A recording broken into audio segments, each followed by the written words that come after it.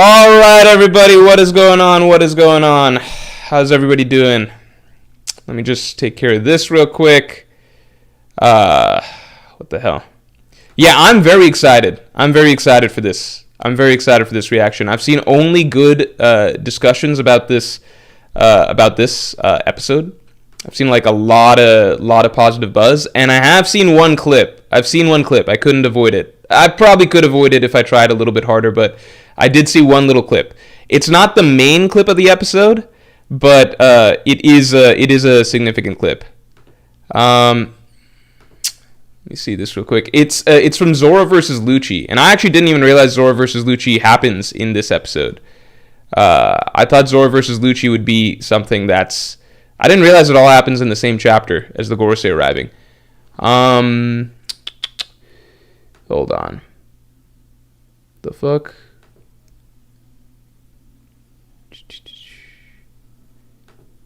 Okay. Yeah, there we go. There we go. Yeah, I'm really excited because the one clip that I saw of Zoro versus Lucci is it's fucking mind blowing. It's low key. How do I say this? I'll reserve judgment till I've seen the full episode, but the Zoro versus Lucci clip is... I feel like it's a better animation than Zoro versus King. I think Zoro versus King's finale is really hard to beat. Because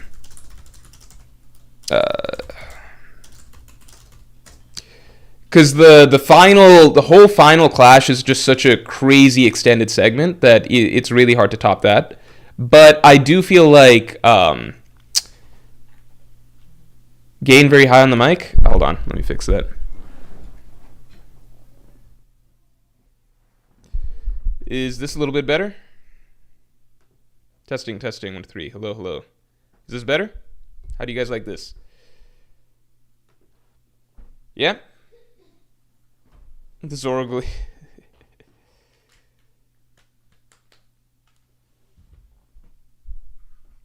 Let me know if that fixed it.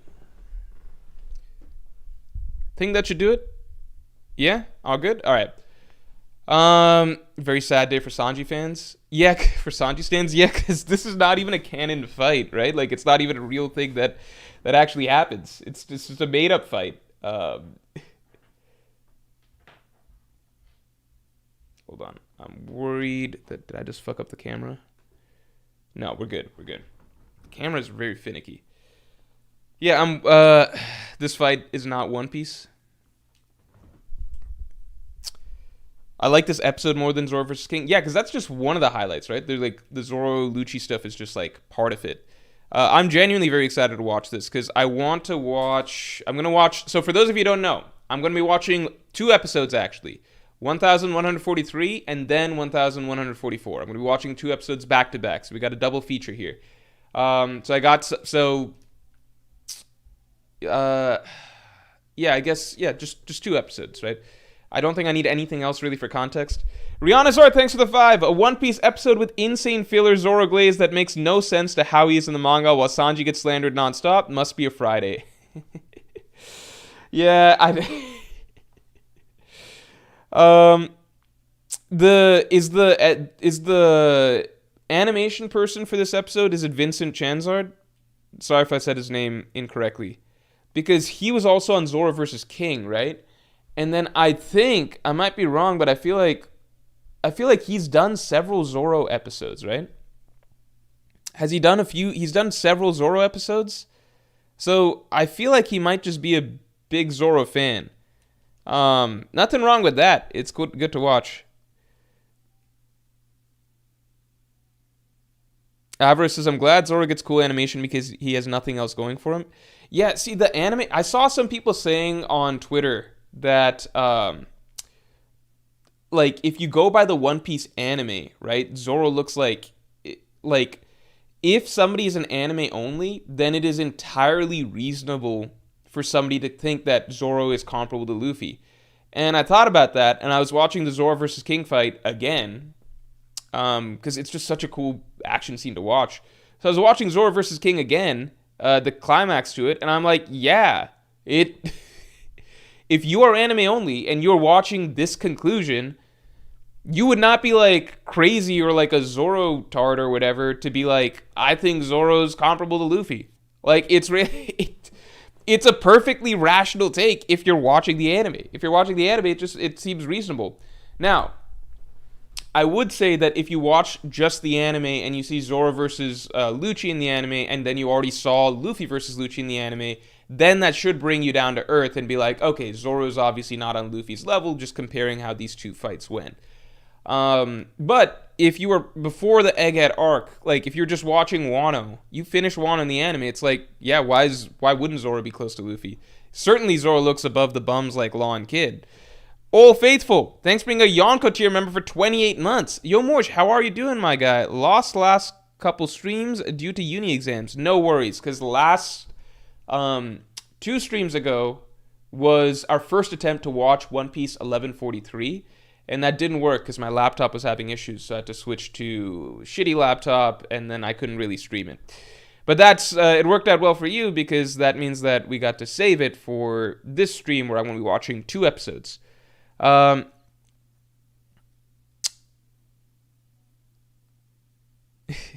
He directed it? I see. Let's get stream likes up to 50 real quick, because I'm very excited about this.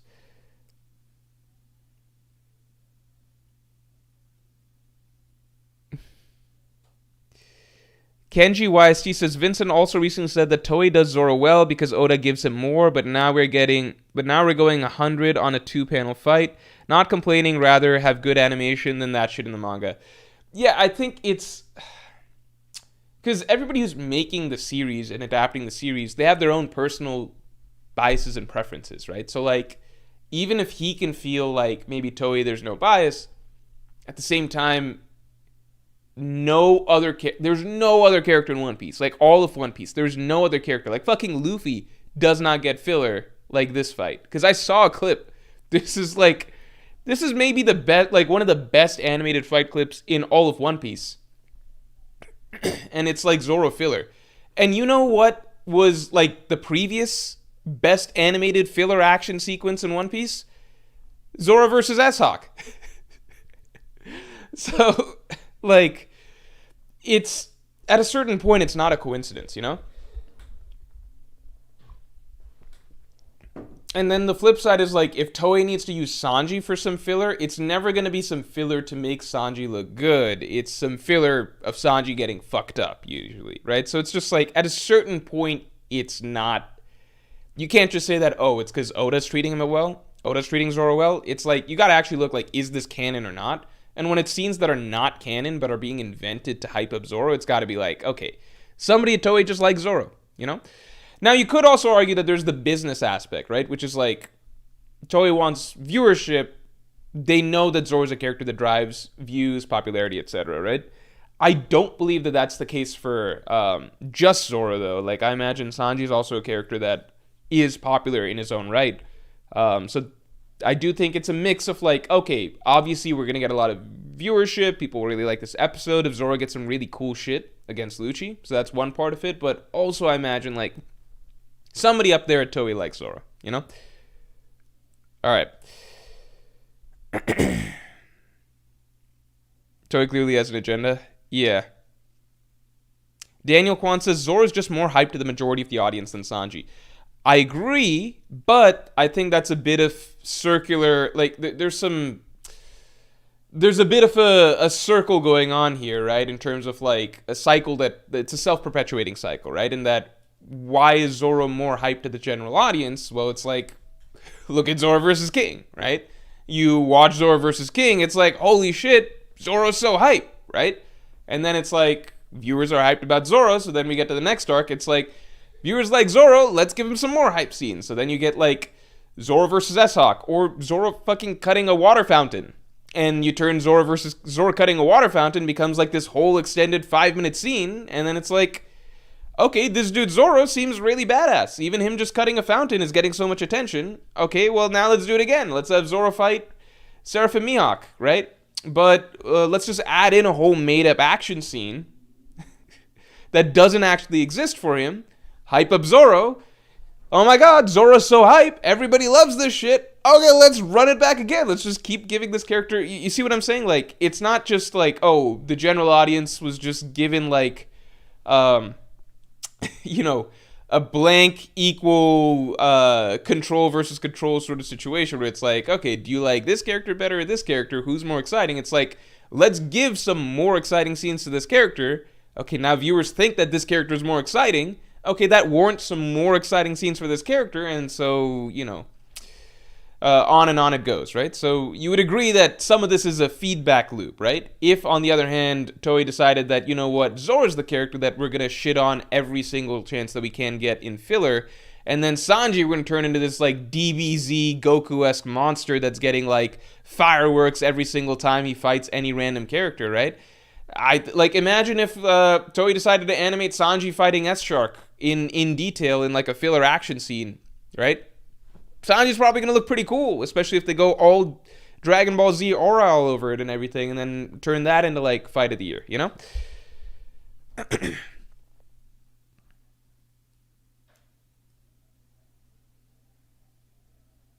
Daniel Kwan says, I mean, people always like swordplay in general. I would argue that pre-time skip, especially early days pre-time skip, Sanji's fighting style was the coolest fighting style on the crew. Like, it was very, like, this was back when things were lower level. I wouldn't say One Piece was ever street level exactly, but, like, when things were more low level, like, things were turned down, right?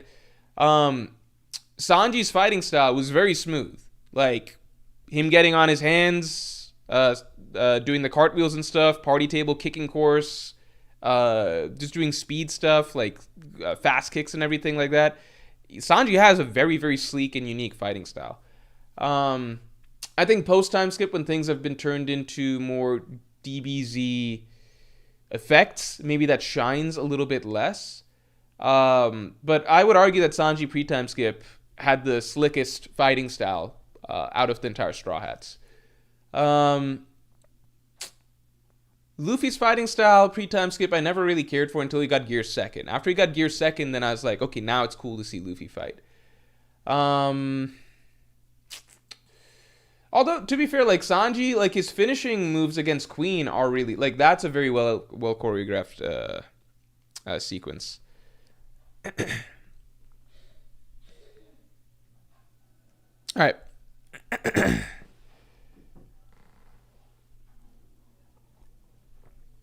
I'm not really advocating that Toei change anything. I'm just saying that I think it's a bit disingenuous to be like, to say that Toei has no Zoro bias and that, Toei's just playing the cards that they're dealt. It's like, oh, we have to make up some, like, crazy ass scene for Zoro versus S-Hawk. We have to make some crazy ass scene for Zoro versus Lucci that doesn't exist, because the anime basically elevated, from what I saw, Zoro's lamest fight in the entire manga. In the anime, they turned it into, like, one of his coolest fights, Visually, again, I still think, let me watch the whole fight. I still think that visually, the ending part of Zoro versus King is hard to beat. Like, their whole final clash. I think that's just really part of it is also narratively, it's just more epic, right? Scale, all of that. But the fight as a whole, like, if you were to just piece together Zoro versus King, the full fight, Zoro versus King, the full fight isn't that flashy. It gets flashier and flashier as you get to the end, but the pacing of it is still a little bit slow, a little bit choppy. It's only once you get to the climax that it's like, that it hits like an 11 out of 10. Zoro versus Lucci, from the clips that I've seen, even from, like, what was going on during, like, the Luffy versus Kizaru fight, the juxtaposed Zoro versus Lucci fight, I think Zoro versus Lucci is probably Zoro's best animated fight now in the series. Rihanna Zara, thanks for the 5. Tori really gives Sanji filler because animating actual leg choreography is harder than Zoro. Interesting. Than Zoro and King style impact frames, mid-air light shows. Hot take. I mean, that's entirely possible. Go with what's easier. Zolden, thanks for being a Pirate King tier member for 25 months. Hey, Morj, I was thinking it might be cool if one of the fruits that Rox is looking for is the one Dragon ends up having to give more hype to Dragon. one of the fruits Rox is looking for is the one that Dragon ends up having to give more hype to Dragon. Oh, that'd be really cool. Yeah, because we still don't know what it is. Here's the way I view it. Okay. There's 3 levels to what Dragon's fruit could be in terms of hype. Okay. I think the lowest level, all of these are hype. But to me, it's a bit of a spectrum. I think the lowest level of hype is that it's the Wind Logia. Okay, if it's the Wind Logia, I say that's the lowest level of hype just because it's the most expected, and also just because at this point in the story, Logias are very common, and they're a little bit more one-dimensional, because ever since the intangibility of Logias was taken out of the equation, now Logias are more like, okay, what's the firepower that Logias kind of bring? And Wind is strong, but it's not game breaking at this point in One Piece. You know what I mean? Logia is still cool. No matter what, a Wind Logia is still very cool for Dragon, and we're still missing the Wind Logia in One Piece, right? I do have a little side mini speculative theory that Oda might be misleading us with the Wind Logia, and that actually the man marked by flames has the Wind Logia, because it was established that the man marked by flames can create whirlpools, right? So that's a mini pet theory, but we don't know.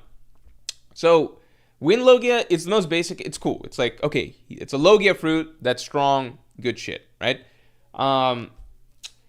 But it's not mind-blowing. I think the next level up would be if it's revealed that Dragon has the weather fruit. That's something that's a bit more comprehensive, or significantly more comprehensive than just than just wind, right? It's obviously wind's included in that package, but now he also gets lightning, snow, typhoon type shit included, right? It just makes it a more unique fruit, right? We have had characters who can manipulate the weather before, like Big Mom. That was a big deal, that she doesn't just have one ability. It's not just fire or lightning or even tidal waves or whatever. She can do a lot together to create, essentially, to control the weather. That's really cool. If Dragon can do that as well, that's it's a grander fruit than just another Logia. Keep in mind still, again, Logia is good. That's very strong, right? But one level up is the weather fruit, right? So Logia, I figure weather would be a Paramecia. And then the top level in terms of what would be really interesting is if it's some sort of a god fruit, similar to Luffy's, right? Forest god, rain god, something like that. Something which might include ability over the wind, but is even more... I think at this point, I talked about this in previous streams, at this point in One Piece, the most exciting thing a fruit can be is a mythical Zoan, because mythical Zoans are the most... They have the widest range of possibilities of the fruit can include way more abilities, if that makes sense. Just look at Dragon's fruit. Once you're a dragon fruit, right? Now it's a fruit that's a million abilities in one. It's all the stats boost of a Zoan included, right? So way bigger, or way stronger, way more durable, way faster, all those stats boost and everything like that. The ability to turn into a giant dragon and everything. So you get the stats boost of a Zoan, but then on top of that, you get fire, and you get lightning, and you get wind and tornadoes and everything like that, and you get flight, and you get the ability to turn into a giant magma monster, magma dragon or something like that. You get so, you just get a million devil fruit abilities in one if you're a Zoan, a mythical Zoan, right? Same with Luffy, obviously. We don't need to go in-depth into that. But yeah, I think that's why, with a Logia at this point, it feels like a Logia is, you get one ability and it's strong, but it's probably not going to be game-breaking, right? Especially if it's something like Wind.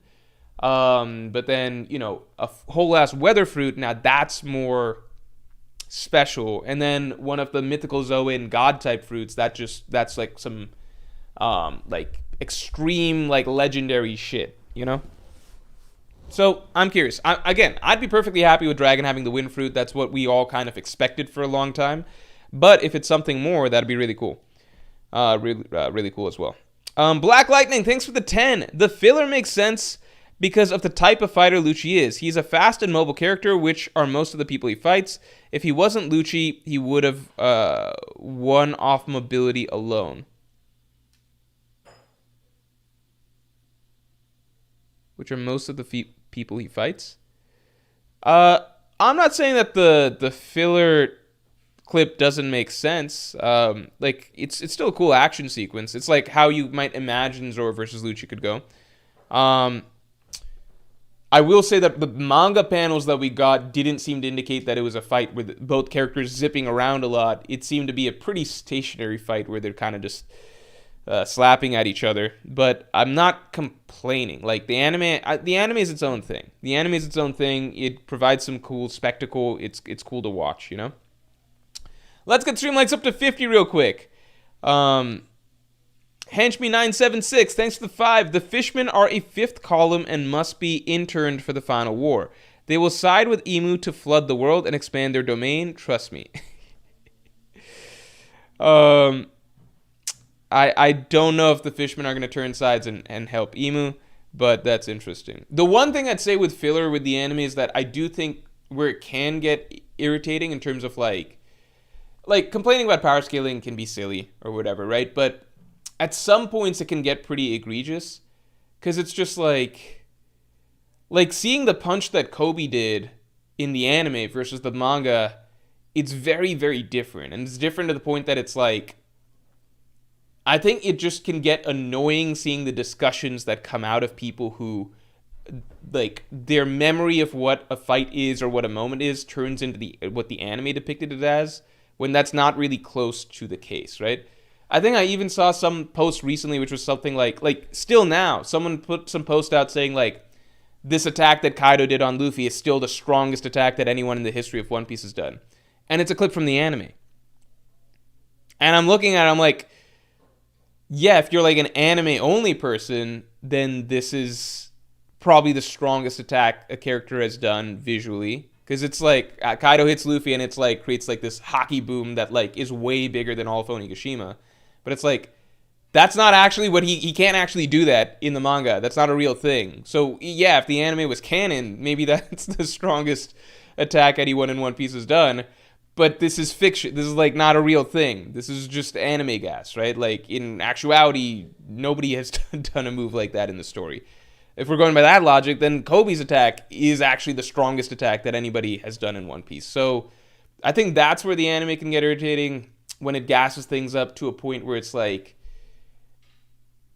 it can lead to really annoying conversations, I guess. It can lead to really annoying conversations, or people, like, I do believe a lot of the claims that, like, Zoro equal to Luffy or something like that come from people whose memory becomes really warped by what they see in the anime fight. I think the only argument for Zoro being close to Luffy is Ashura Zoro. I think that's it. And that's the reason that Oda doesn't have Zoro break it out and doesn't have Zoro have control over it, because it's not yet time for Zoro to be at that level. Once Zoro can pull out Ashura regularly, then it's a whole different conversation. But at the moment, he's definitely not close to there.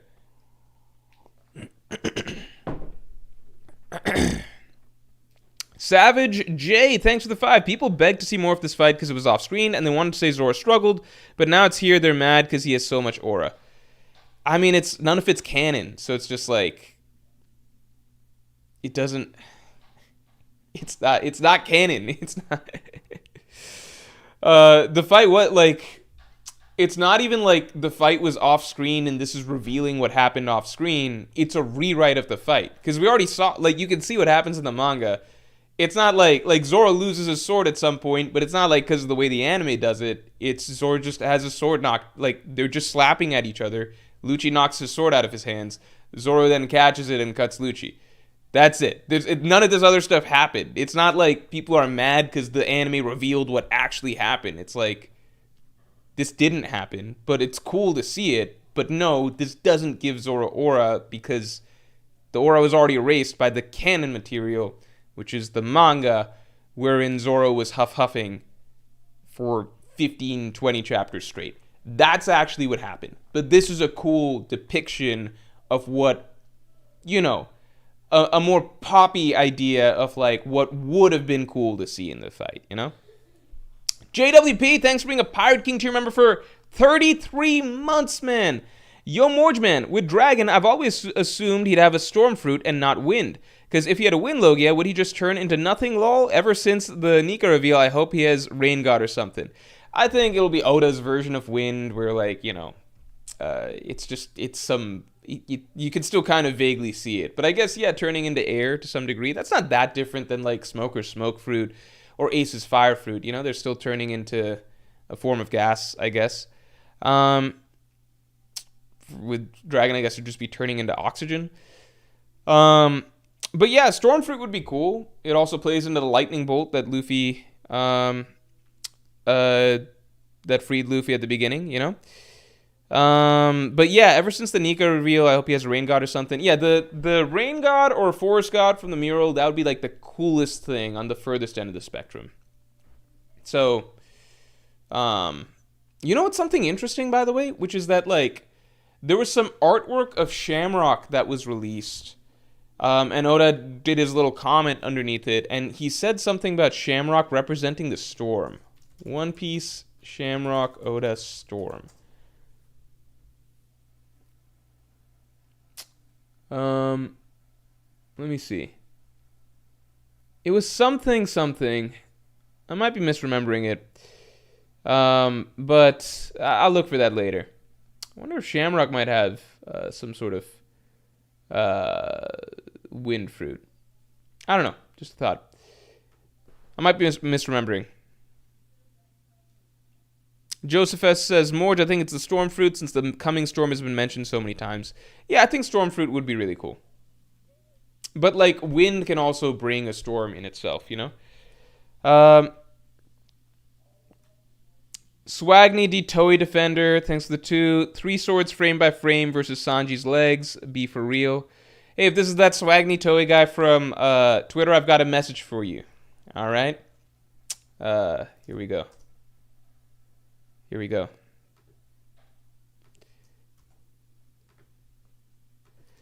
I'm pasting in chat for you the link to the chopper tee because I saw you had a... is this you? I'm pretty sure it's the same person, right? Because Jay just posted about the chopper tee. Jay posted about the chopper tee. I sent Jay the chopper tee because I knew Jay would like the chopper tee. And I see people are liking the chopper tee. So if you like the chopper tee, then definitely go to One Dream Studio where you can get it. Definitely check it out there. 10K, thanks for the 2. First mythical Paramecia. I don't know if that's how that works. Okay.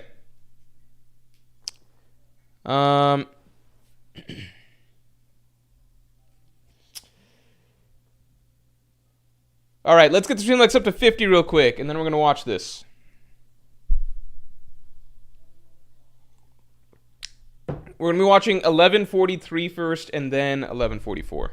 So let me find this. And I'm going to get myself a beverage. Not an alcoholic beverage, but just a beverage. One Piece. Here, let's see.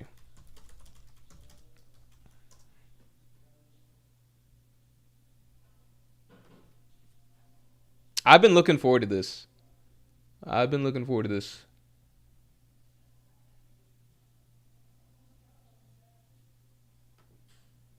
Crow Stray God, thanks for the 5. You think we'll get a 3-way Advanced Conquerors hockey clash between Rocks, Roger, and Garp that'll completely blow away all the clouds as opposed to them being split? Completely. I think that'd be really cool to see. But I don't know. I don't know the specific effect. Like, if you're saying, like, will this happen when they clash or something? I have no way of guessing that. Because Oda, like, I think Oda's getting tired of doing the sky split every time, so now we're seeing slightly different effects. Like, we're seeing, obviously, Roger and Whitebeard's clash had a somewhat different effect. Rocks and Harold's first clash at Marijua, it instead knocked out everybody in a 5-kilometer radius and stuff. So I don't know. We don't know what Oda will go with this time. The fuck?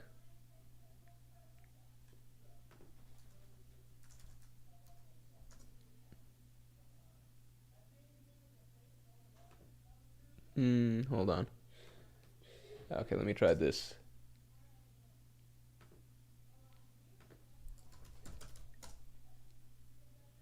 Watch One Piece 1143.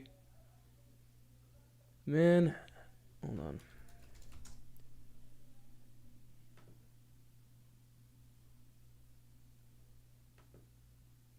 Oh my god.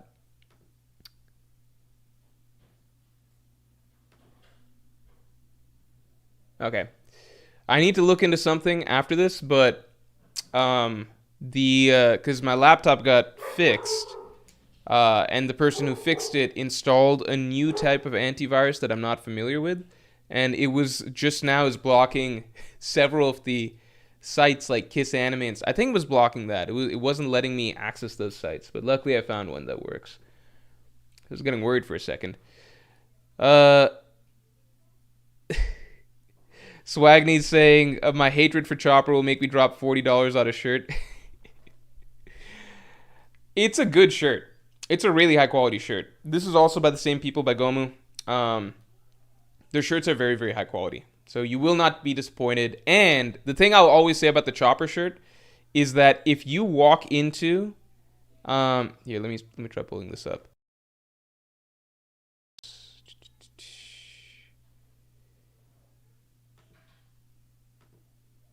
Hold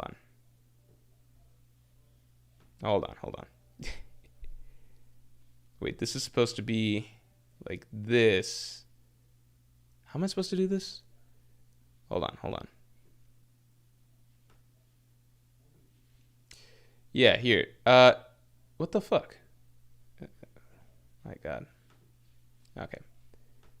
Here we go. What the fuck?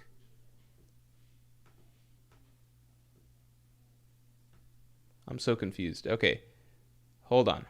We got this. Then we got this.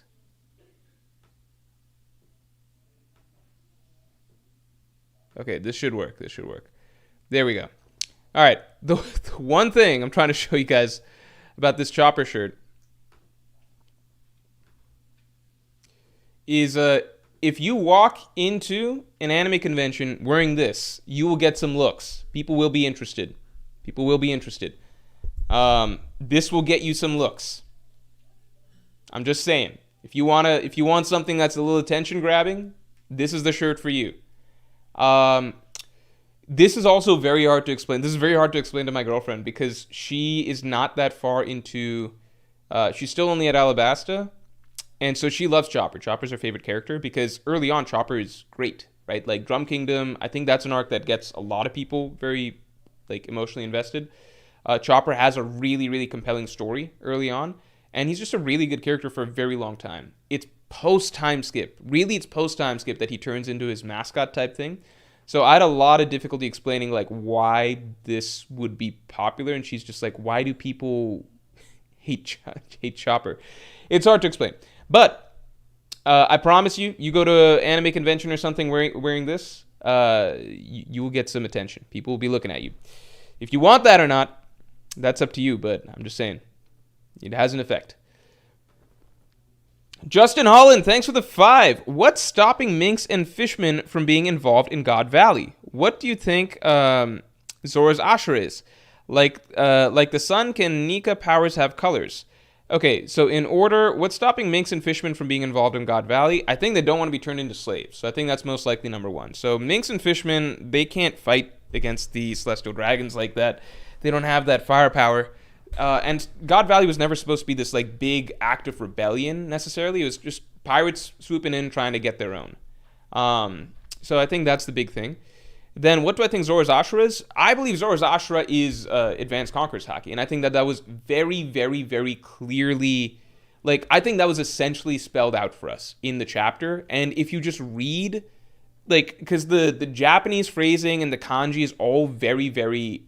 Like, I think that's one of the big things, right? Because I've even asked Japanese people to... Or not Japanese people, but translators to break it down for me. The way that Oda uses the kanji and everything like that, if you between the Scabbard fight to chapter 1010, the Scabbard fight with Kaido to chapter 1010, it's made very clear that advanced armament cannot scar Kaido That's like the idea. It's too shallow, as Luffy explains, so all the same sort of Japanese terminology and everything, and only Conqueror's Haki can deal actual damage to Kaido. That's the whole point of chapter 1010, and that's why Ashura is revealed to be Conqueror's Haki as well, by what Kaido's saying right there.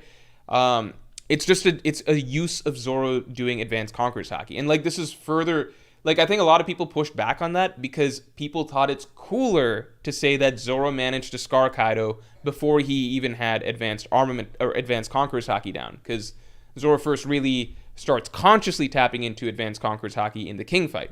So people were retroactively like, no, he didn't even understand this before the King fight, so that has to have been advanced armament what he used against Kaido. No, at this point it's literally confirmed for us that Zoro doesn't know when he's using Conqueror's Haki. He doesn't have conscious control over it. And the same was true like pre-time skip. It's the same with like pre-time skip, Zoro was pulling out armament Haki and potentially even observation Haki in his fights and stuff, and he didn't know what he was doing, right? Ashura's Conqueror's Haki. Oda spells that out for us. The only reason that Zoro can't use it regularly is because he doesn't have control over his Conqueror's Haki yet. It's an advanced usage of his Conqueror's Haki that we're going to get the explanation of at some point, but it's too early because we've yet to get to the point where Zoro has really understood how to use his Conqueror's Haki. So that seems like something that's going to be explained to us in Elbaf. So Ashura, it's a display of advanced Conqueror's Haki. There's literally nothing else in One Piece that would explain what this is. Oda pretty much spells out for us that Ashura equals Conqueror's Haki in chapter 1010. King of Hell is also advanced Conqueror's Haki, but it's not Ashura, so we need to basically bridge that gap and understand what exactly, like Ashura is a higher level of advanced Conqueror's Haki that it seems like right now Zoro can only tap into for like one-off moves. That's where the full explanation needs to fall, but it's very clearly Conqueror's Haki. Like there's nothing else that it is. And then the other question is, can the sun, can Nika powers have colors? I don't know, I never thought about that, but I don't think so. I think what we see is what we get. Fatingo, thanks for the 5. Hey, Morj, after taking a yearish break from One Piece, I finally caught up and stopped at the first chapter of the flashback. Should I wait till the flashback is done? Fatingo, good to see you. This flashback is going to be a very long flashback. I feel like it's going to be the longest flashback in the story. And with Oda taking breaks and everything like that, I would not be surprised if this flashback takes us to the end of the year. So it's up to you how long you want to wait. I would say that people have different reasons for taking breaks from One Piece, right? So like in the past, before I was a content creator, now I'm a content creator, I have to always be up to date with One Piece. But in the past, I would usually take breaks whenever I felt like a big movement of One Piece had finished. Like, so we kind of closed out an arc and all that stuff, and now it's going to take some time for things to build up again, right? And that build-up phase can be somewhat slow. I know in the early phases of Elbaf, there was a lot of people saying nothing's happening, okay? Getting through the build-up phase, that's usually when I would sometimes take breaks. So I remember like post-Thriller Bark, I took a break for a while. Post-Dressrosa, I took a break for a while and let chapters pile up. However, if your goal is basically you want to be able to read the whole flashback all in one go, then wait till the end of the year. But if you're just like, I want to get past the build-up phase of the flashback and get to the exciting stuff, and then be week to week for the exciting stuff, then catch up now. Because everything that happens from here on is going to be insanely fun to follow week to week. Like, just amazing to follow week to week. I think that's my thinking with One Piece, which is like, in my ideal world, if I wasn't a content creator, what I would be doing is basically, I'd probably take breaks during the early sections of arcs or early sections of flashbacks or something, letting things build up. And then I want to tune in. I want to catch up and tune in once it gets to the really hype stuff, so I can be week to week with the hype stuff. Because being week to week with One Piece when it's like coming out at a really, really exciting story section is just, there's nothing like it. It's just, you feel so much additional rush just from like getting to experience the chapter and getting to simultaneously experience the buzz and the community reactions and all the discussion and speculation that comes with it. I think that's a really, really fun part of being a One Piece fan. So if you're like me and you like that, then definitely I'd say now is a good time to catch up on the flashback and get into it week to week. If you want the whole flashback to finish, I'd say wait till the end of the year. I think that would be the flashback might be done by the end of the year. I would add that generally in the past, before I was a content creator, I used to like to read flashbacks. I used to like to let a full flashback play out and then catch up on the full flashback in one go because it's just cleaner storytelling. But that's usually for emotional purposes because I feel like the emotional story for flashback is best felt reading it all in one go. I don't think that's the case for this current flashback. The Rocks flashback I view as an exception to that rule because it's not as much, like there is emotional drama, sad stuff in it, but it is more of a layered flashback in that it's also very powerful narratively in terms of fights, in terms of plot twists, plot progression, stuff like that. Like the emotional part is just one component. Something like Law's flashback or Robin's flashback or Brooke's flashback, which are more emotional, I like to read those back to back in one go. So hopefully that helps clear things up.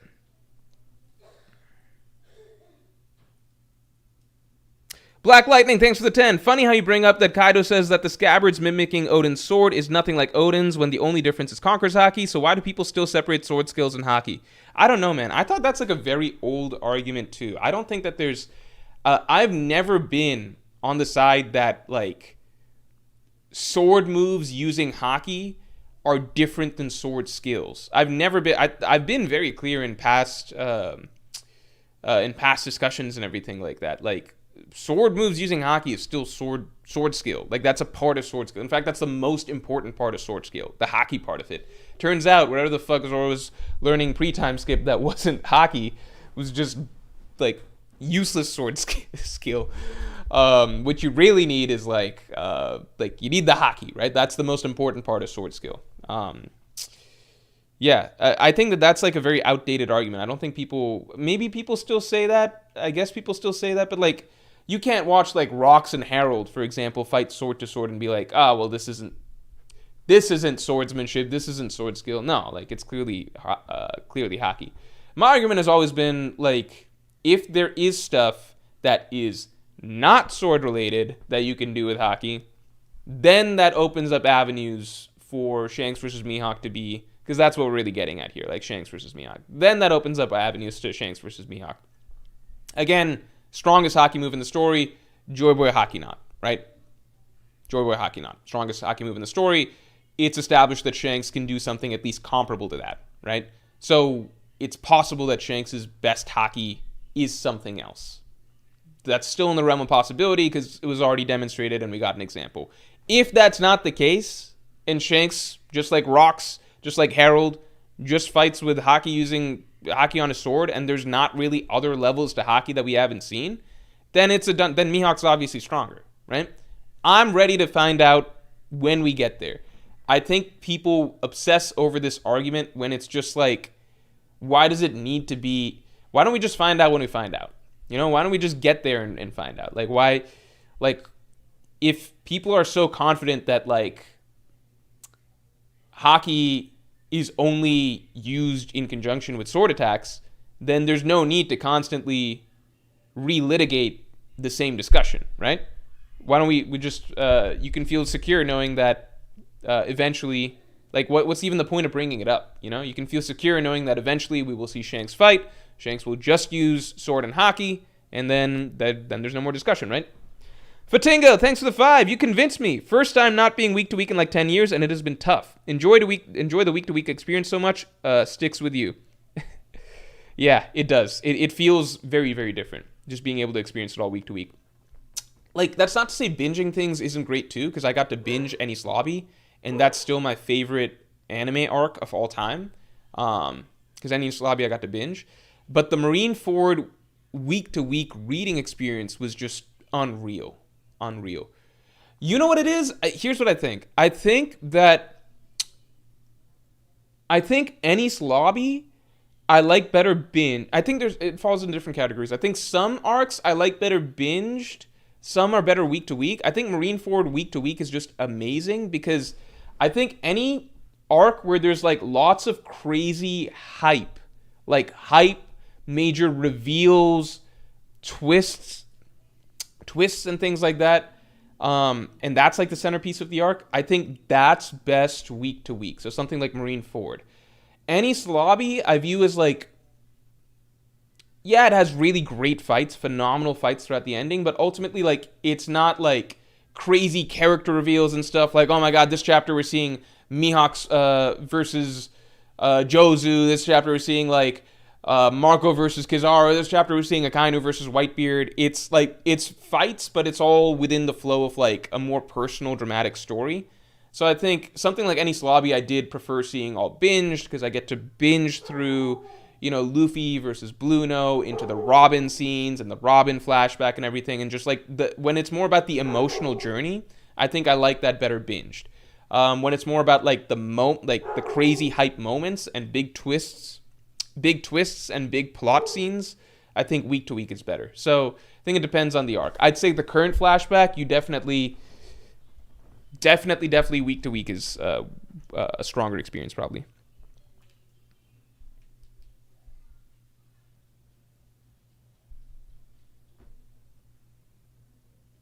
Joseph S says, I wish I could have experienced Marineford week to week. Yeah. Asalai Freton says, how was Reverie week to week? Reverie week to week was also really, really, really cool. Reverie week to week was amazing because I think, okay, actually, I would say this. During my time as a member of the One Piece community, the peak, the absolute peak of One Piece positivity, in terms of like everyone just loving it, was Reverie. Because it was before, how do I say this?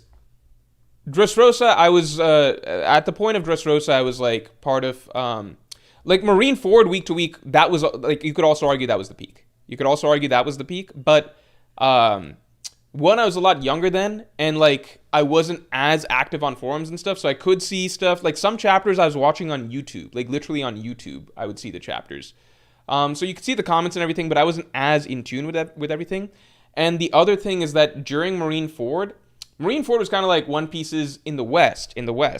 Marine Ford was like One Piece's like coming out party. It was like, in the West up till Marine Ford, One Piece had been somewhat in the shadow of Naruto, Bleach. We don't even get into Dragon Ball and shit, but Naruto, Bleach. And even like, there were points that like on Manga Reader, this website, like even Fairy Tail would kind of pass up One Piece in terms of like weekly readership and stuff like that. Marine Ford was the arc that like was One Piece just like being like, all right, wrap it up, everybody. I'm the best shonen. Like, that was the moment that it kind of, it coincided because it wasn't exact parallel timing, but it was similar timing. It was kind of lining up also with Bleach and Naruto's attempts at wars, and it was just a hard disparity in terms of like how the Karakura Town War was going and the Fourth Ninja War compared to Marine Ford. It was just like everybody could see like One Piece is doing it right. So all I would say is that basically during that period of time, there was still like everybody was riding the Marine Ford high, but a lot of it was, there was still like some level of like arguing, toxicity, etc., because One Piece was still in contention with these other two big series, Naruto and Bleach. And so a lot of it was people getting on the One Piece peace train during Marine Ford. A lot of it was like people who had been like lukewarm One Piece fans up to that point, finally being like, okay, you know what? One Piece is really doing it right. It might even be as good as Naruto, Bleach, or whatever. Like, Marine Ford was kind of like, if you were a diehard One Piece fan, you were loving Marine Ford. But like, there was so much it wasn't like the world of today where the Western anime manga community just like embraces One Piece. It was still like One Piece was now fighting for its spot as like the best of the big three, basically. So I would say One Piece fans obviously loved Marine Ford, but it was kind of like that's the arc that's shifting people, and like it also sparked debates, and like there's other series in the mix and everything. So it wasn't as like unanimously pure wholesome discussion. Okay, that's what I would say. Reverie. I'm gonna go through the timeline a little bit. Fishman Island, Punk Hazard, not quite as beloved. Dressrosa was an arc that I think it became a bit divisive as it went, and you would see like a lot of complaining, and particularly in the second half about the pacing and everything like that. Whole Cake, people had a lot of positivity towards Whole Cake early on, but people were really wanting to get to Wano. Like that was the big thing. Like people were excited about getting to Wano. Zoe had set things up for Wano amazingly. Zoe had felt like kind of a clean slate. Get ready for Wano. Like the Wano hype was really high, and then we went to Whole Cake instead, and then it didn't help that the ending part of people did not like the Seducing Woods. I love the Seducing Woods. People also were very, very mixed bag on the ending parts of Whole Cake Island. I liked pretty much all of Whole Cake, but where everything kind of came together and the hype for One Piece was the most pure, wholesome, and unanimous that I had ever seen, and to this day I've still ever seen, is during the Reverie. Because the Reverie was it was like this watershed moment in the One Piece fandom where it was like, number one, with the Reverie, because it's a mini arc, nothing can go wrong. Okay, like there's nothing that can fall through narratively. When you're actually in like a full-on storyline, like a Dressrosa, like a Whole Cake, like a Wano, like an Egghead, there's like plot structure and like narrative development and character development and things like that like all have to come together and come through. Reverie was just like, it was almost like a moment of just pure fan fiction, where like there's no plot to the Reverie, like there's no narrative structure or narrative arc to the Reverie. It's just like it's zooming in on the one thing that everybody unanimously loves about One Piece all the time, which is Oda's post-arc world building, right? Everybody, that used to be the thing. Everyone would look forward to Oda's post-arc world building because that's where One Piece absolutely shines and everybody fucking loves it, right? Reverie was like a whole mini arc dedicated to that, and it was just characters from all throughout the story coming together to meet each other, right? And big reveals, big twists. Oh shit, Kaido and Big Mom are going to be in Wano. Oh shit, the empty throne, Emu, like this giant straw hat, so much stuff. Like big twists, wholesome moments of characters from across the story meeting each other, getting to see new characters like Glimpse of Green Bull, like so much stuff, right? So Reverie was this moment where it kind of felt like, okay, One Piece has built so much story and such a big world. Now we just take like a dedicated section of time just to sit back and watch it all clicking together, okay?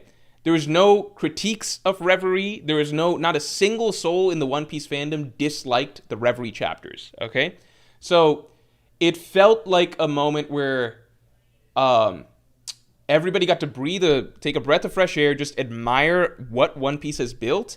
And then the other big part of Reverie is the one thing that can't be topped is like, what's even more exciting than like great storytelling right now, right?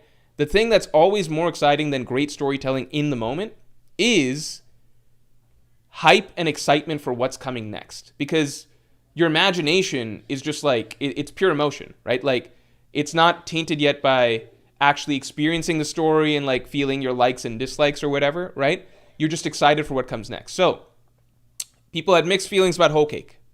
People had mixed feelings about Dressrosa. But the arc that all of Post Time Skip had been building to was Wano, right? So everybody is really, really excited for what's coming next in Wano, right? And right before we're jumping into Wano, we're at the Reverie, where we're just taking a moment to like all the good, like all the good positive emotion that One Piece has built up over the course of its like 1,000 chapters is like kind of coming together here, where it's like, holy shit, look how amazing and grand the story is. Look at the world building that's coming together. And the arc that we're about to start after this is the one that we've been finally waiting to get to, which is Wano. And it's going to be way better than all the previous post-time skip arcs. That's the feeling that was running through the community during Reverie.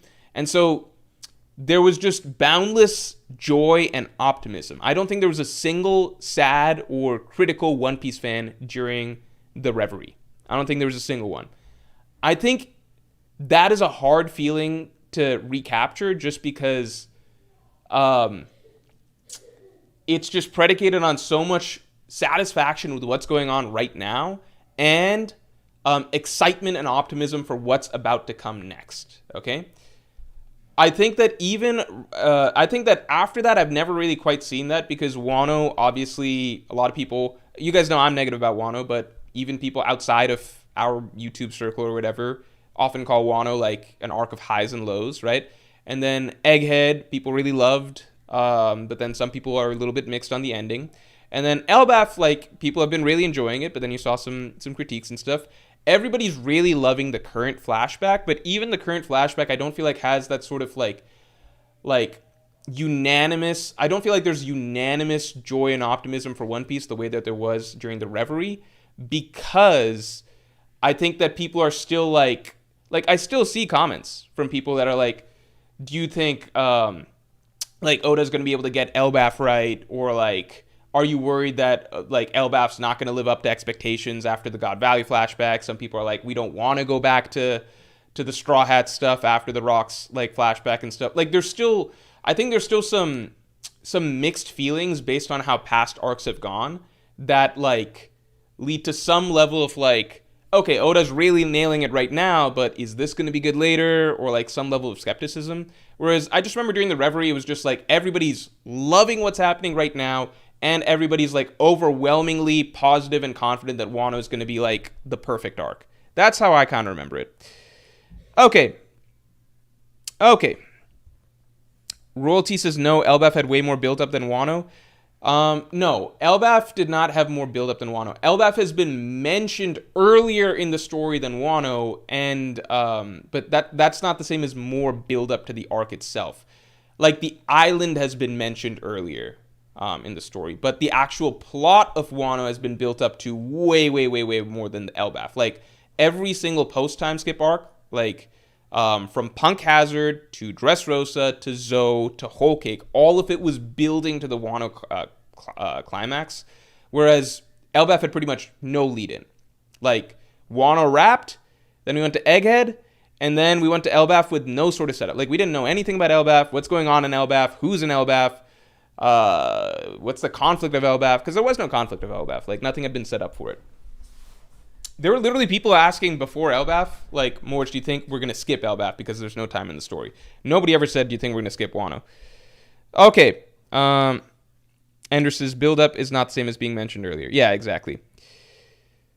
Neo-X7 says, Morj, what do you think of the Strahd flag popping up in revolutions around the world? I keep saying they should switch to the Revolutionary Army flag instead.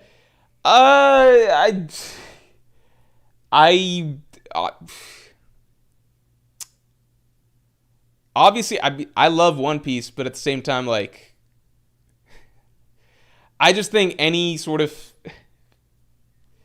I just think it's kind of silly, like, because these are like real lives and real nations and people and stuff like that, and like I do think it's silly to be like, oh my god, it's just like One Piece. It's like, yeah, the real world is like One Piece, yeah, but One Piece is like a very, very simplified version of real, like, I just think it's kind of silly. Like, in real life, it's like, oh my god, this is just like Luffy, we're overthrowing the government. It's like, no, this is real shit. But, like, obviously, it resonates with, I imagine, young Gen Z, you guys know how I feel about Gen Z, but young Gen Z people and stuff like that. So, you know, if it's going to a good cause or whatever, and it, like, helps make you feel like, you know, oh boy, I'm, like, participating in the revolution just like Luffy would do, then, you know, whatever. As long as it leads to, like, better stuff for your country, then, you know, it's cool.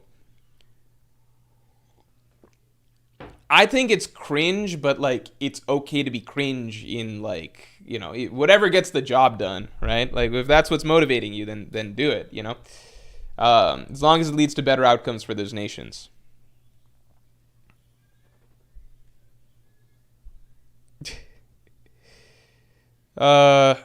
Yeah, let's get stream likes up to 100. We're gonna start the reaction once we get stream likes up to 100. Oh wait, I can't show this. Here, let me change this. Hold on.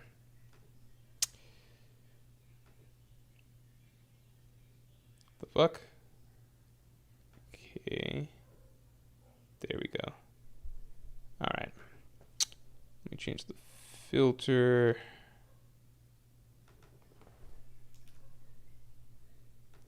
There we go. All right.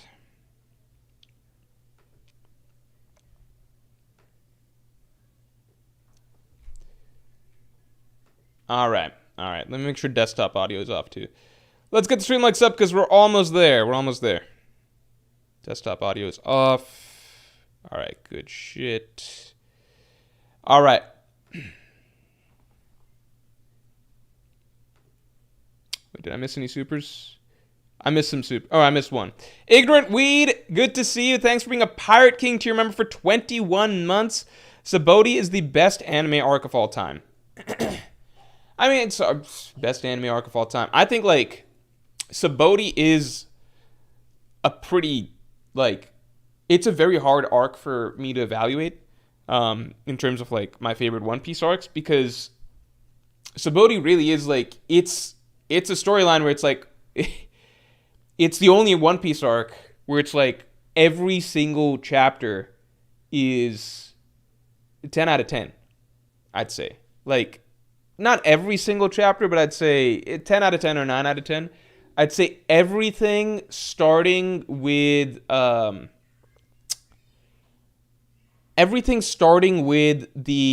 introduction of the 11 supernovas.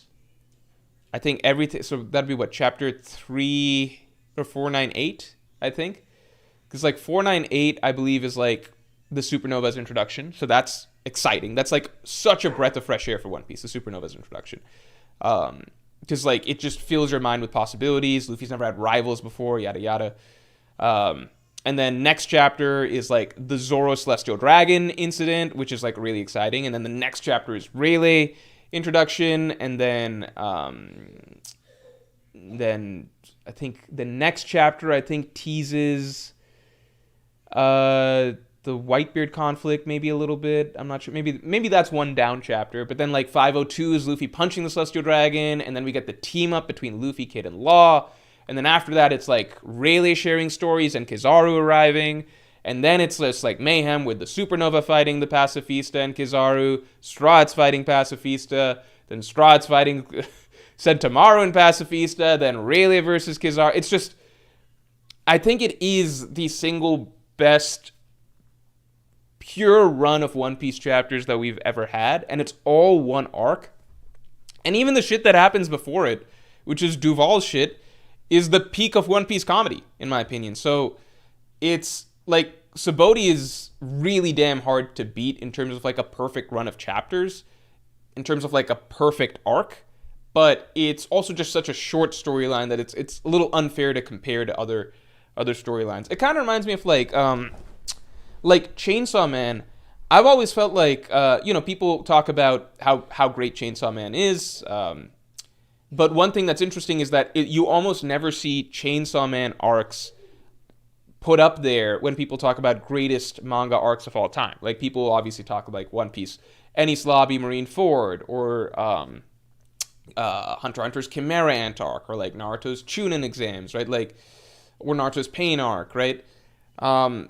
Every anime, like Jujutsu Kaisen's Shibuya incident, right? Every anime has some great arc of theirs that's usually put in those discussions. Chainsaw Man almost never does, because Chainsaw Man's storytelling style is inherently different, where it prefers very, very short arcs. Like all of, like, Chainsaw Man's longest arc is probably like probably like Saboti length, right? And so that can lead, like, a lot of Chainsaw Man's arcs are amazing. Like, they're perfect little arcs. Like the International Assassins arc, for example, right? It's a perfect arc. Like, it's 9 out of 10, 10 out of 10 chapters once it gets rolling all the way through, right? Or the Gun Devil arc, or, like, I don't want to spoil all the Chainsaw Man arcs. Like, I think Chainsaw Man's Part 1's last several arcs are all basically perfect arcs. But it also feels weird to compare them to other animes and other mangas' greatest arcs, because they're so short, right? because they're so short, they tell really, really strong runs of chapters, but it's also telling a much shorter, simpler story. So it's harder to put it in, like, how do you compare it to, like, a grand epic, like the Chimera Ant arc or something like that, right? It doesn't feel like it's built as grand of a story, so it feels hard to put it up there. You know? So that's kind of how I view it. Like, it's perfect for what it is, but it also doesn't try to reach the heights of something else. So Sabaody is like an amazing run of chapters, but I can't put it in the same category as something like Water 7 Enies Lobby, because that's just such a more expansive storyline that builds to such greater heights in terms of storytelling, in terms of like the character arcs that take place over that, the thematic development, yada yada. Does that make sense? All right. Yeah, Nice is probably the most exciting. And wait, Nice says, I can't think of one mid chapter from Egghead. I think a lot of the middle section of Egghead is kind of and like a lot of the middle section. I think in Egghead, until the Buster Call arrives, nothing that the Straw Hats are doing on Egghead is that exciting. I think until the Buster Call arrives, and it's not even like, oh, things need to be exciting, like things are popping and like crazy shit. Nothing character-wise is that interesting, nothing writing, like dialogue-wise, nothing plot-wise, nothing thematically. Like, all of Egghead's early stuff on the island itself is fairly weak. It's when Oda's cutting away to outside stuff, like, okay, don't get too bored with Egghead, because we got Law versus Blackbeard happening at the same time. Okay, good. You guys are still tuned in. Okay, don't get too bored with Egghead, because we got Shanks versus Kid happening. You guys excited now? Okay, don't get too bored with Egghead, because we got Garp attacking Hachinosu. That's exciting, right? Like, that was kind of the feel of all of the early parts of Egghead. Then, once we're done with all the cutaway stuff, from chapter 1089 of Egghead onwards, everything on the island is peak. I think the climax and the wrap-up of it was not as exciting as it initially felt the setup was, but it's still not bad. You know? Ignorant Weed, thanks for the 5. Your Manga Morj video made me read Chainsaw Man. Having said that, Asa is the best Chainsaw Man character. Oh, thanks, man. I still think that the Chainsaw Man analysis I did is probably the best analysis I've done, and a lot of people... that video still genuinely makes me sad, because that video was literally... When I dropped it, it was more successful than I could have imagined for a new channel. It was skyrocketing in views. And viewership-wise, it was on track for like a faster growth rate, view-wise, than any of my One Piece videos. But then it got fucking age-restricted. Because that was my inexperience with working with other series outside of One Piece. I'd never had a One Piece video age-restricted, because One Piece, you don't have to worry about showing like that much gore, nudity, or anything like that, right? But I realized that a lot of the panels I'd used from the Chainsaw Man video had too much of that shit, and so then I got age restricted, which killed the viewership. So then the viewership absolutely flatlined, because now it doesn't show up in in recommendations. You have to literally search for the video to find it. So then that really hurt, because I'd put so much effort into that video, and it was just doing so well. And then that was one of the things that made me not as incentivized to continue Manga Morj, because it was just like, that was the flat. I don't know. Put a lot of love into that video. Anyway. All right. Continuing on.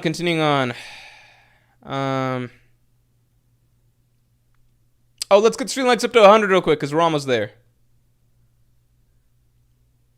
Alexander said Egghead is Logetown on crack. I guess. Swagny Toei Defender says Anime Sabaody was better adapted than Marine Forward. Yeah, I agree, because Marine Forward was a little bit...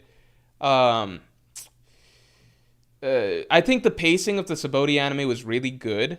I think Marine Forward... Impel Down Marine Forward is when you first really began to feel the pain of One Piece's anime pacing. I think it was really beginning to slow down, and it didn't help that the Marine Forward chapters in the manga itself were pretty bare bones. So Oda, like, a lot of it was really, really brief manga chapters that just had skirmishes, so there wasn't a lot of meat on the bone to extend. And then I think on top of that, it's like, Marine Forward, you want to give a very immersive sort of feel of just like battle, right? Like just a battlefield where there's lots of chaos and everything like that. But that requires showing a lot of movement, a lot of figures, right? Like a lot of soldiers, a lot of that stuff. That's big budget shit. Like in that One Piece special episode, right? That the One Piece letter or whatever, the fan letter thing, that opens with that re-animation of Marineford, like a vivid look at like what it would actually feel like being in the battlefield of Marineford. That's the kind of vibe that's impossible, obviously, for an anime can't sustain that level of animation for a full thing. But that's why it's really hard to adapt something like Marineford, which needs to feel like a real battlefield. At the same time, the Marineford anime was a big success. Like it got so many people into One Piece. So the anime adaptation, it did the best that it could at the time with what Oda was giving them manga wise, but it was just like it doesn't have the same feel as the manga, because the manga, it feels like every chapter it's like bam bam bam, like crazy shit happening. The anime, it's like every episode you get like one interesting interaction maybe, and then a lot of stuff that feels like stills or slow or something like that. All right, we got the stream likes up to 100 real quick. All right, I'm about to react to the episode. First, I'm just gonna grab myself. I'm just gonna grab myself a Coke real quick. I'll be right back. A Coke or something. I'm gonna grab something. Be right back.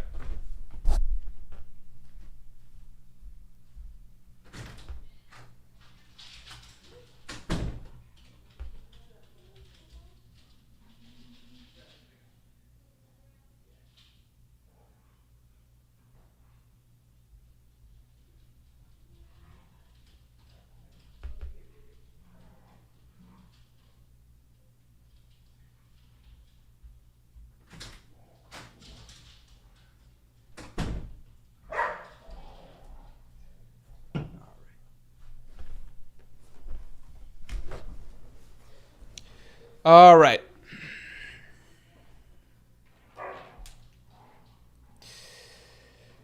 King AP07 says Morj dragging it like it's a Toei episode. All right. All right, all right, all right. Let's get into it. Let's get into it.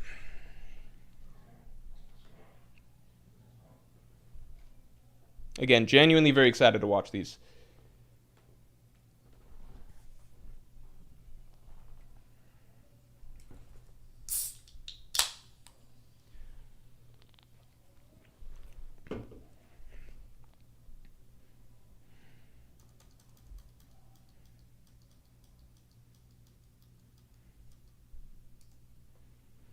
All right.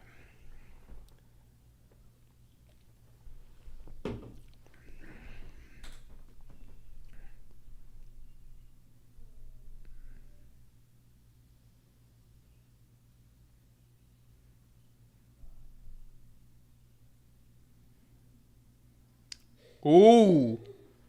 Oh, shit.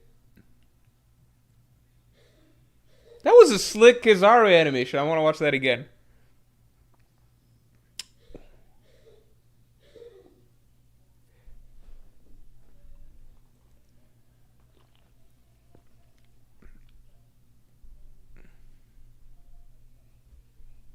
Why couldn't the anime have given Sanji a fight scene against Kizaru right there? I love Egghead's animation style. It feels so One Piece to me. It feels really, really like it has a lot of character, and it just feels like what One Piece is. It feels like it fits the vibe and tone of One Piece. Luffy versus Kizaru is still like, I think, the most creative animated fight I've seen in One Piece.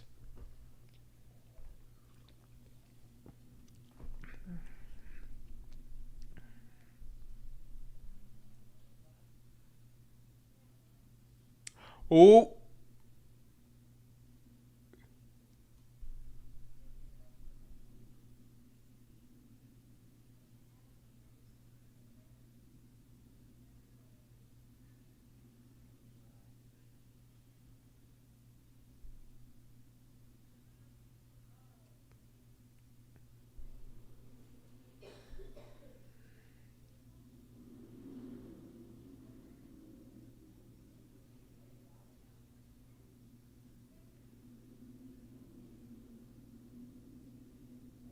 The world's longest speech is about to begin. Grizzly Adams, thanks for the 5. Is there going to be a reverie soon? After this flashback ends, feels like there's a lot to discuss. Also, do you think we'll have any mid-arc cutaways? Do you think we'll have any mid-arc cutaways? I think we might to what's going on in Morj. As for a reverie, there's... It's tricky because, like, now there's so many creators that, like, there's smaller versions of reveries that are also, it depends what you count, because I think without spoiling too much, Jay wants to do another agenda reverie sometime soon, but I don't know if you guys count that. A full-on reverie, maybe that'll be after the flashback or something like that. Meek says, how's it going? Good episode or nah? We're finding out. We're gonna find out.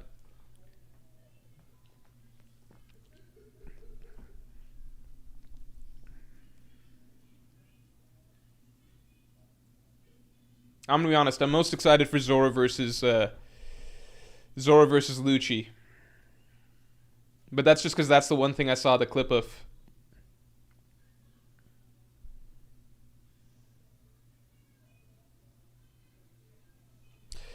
Oh, and maybe I should pin. Hold on. Let me pin that I'm watching 11:43 so people understand. Currently watching 11:43, then watching 11:44 next.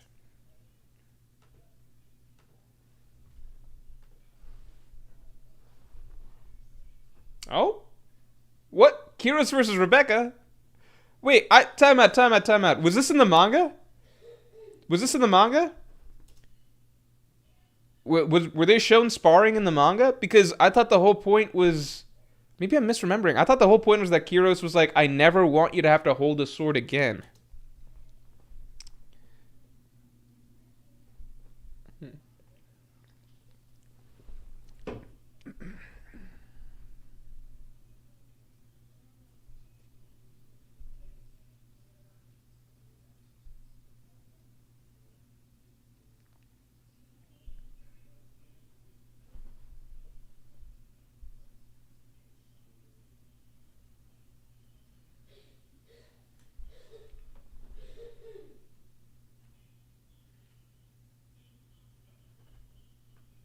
Oh, whoops. My bad.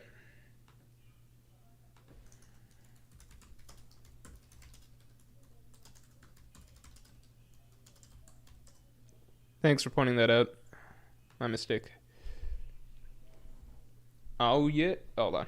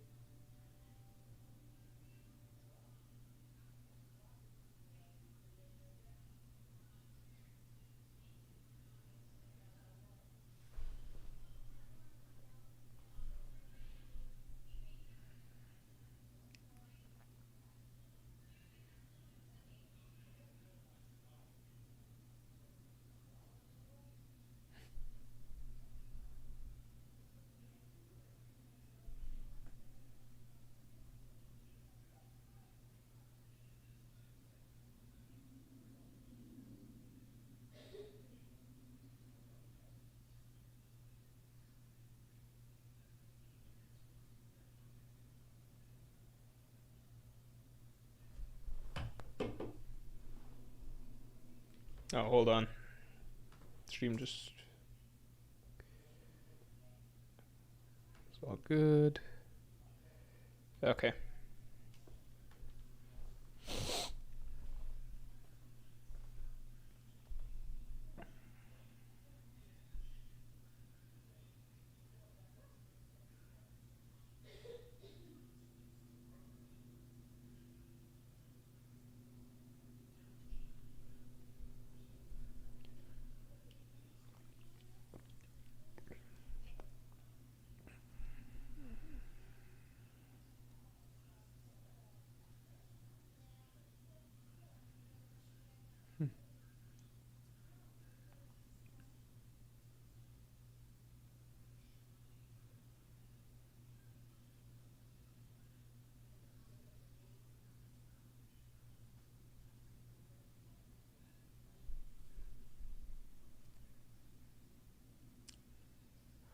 Why are they animating it like this for Dory and Brogy?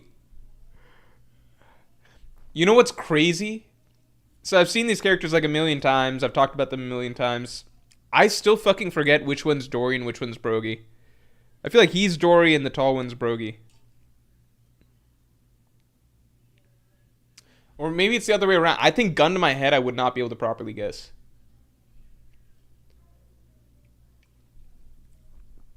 That was very well animated for Dory and Brogy.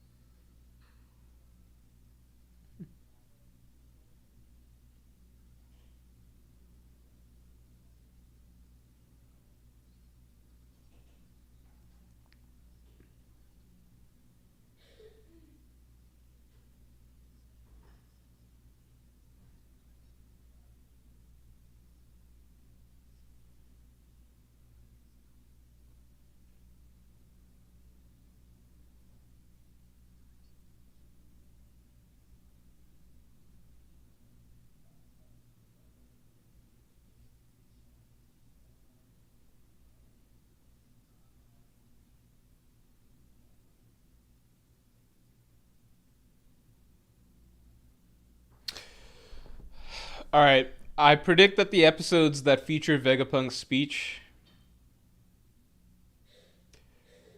are going to feel very, very, very painful. Unless they find, maybe they can add a lot of action. Maybe they can find a way to make it very action centric with like, because it's it clips between a lot of the fights, right? Between the Gorosei stuff like that. So maybe they extend those sequences a lot, like they did with Zoro versus Lucci. That's the only thing I can think of. Otherwise, like one episode per chapter of like that speech is going to be kind of brutal. Because the tricky thing about Vegapunk's speech is that he does explain a lot, but he does it in a very slow and roundabout way. It feels like it could be half as long.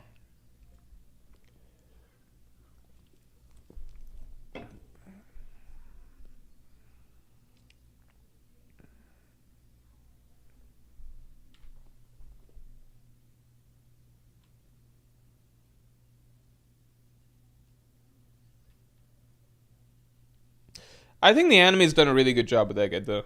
So like maybe they find a way to make everything more interesting.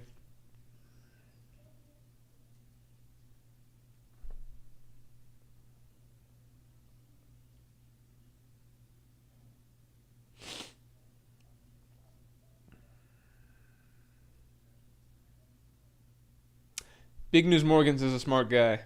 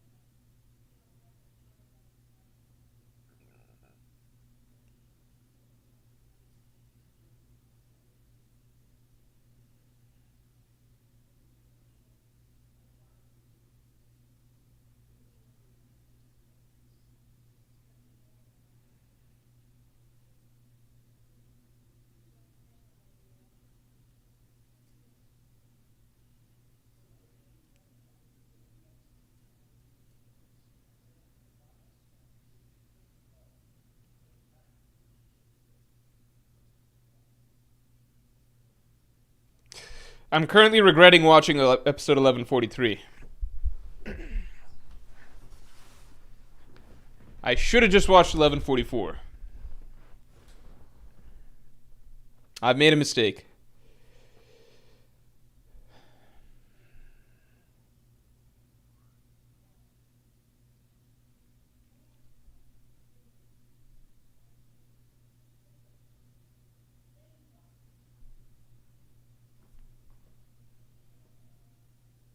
Okay, we're kind of getting towards the end. I haven't seen this eye catch before.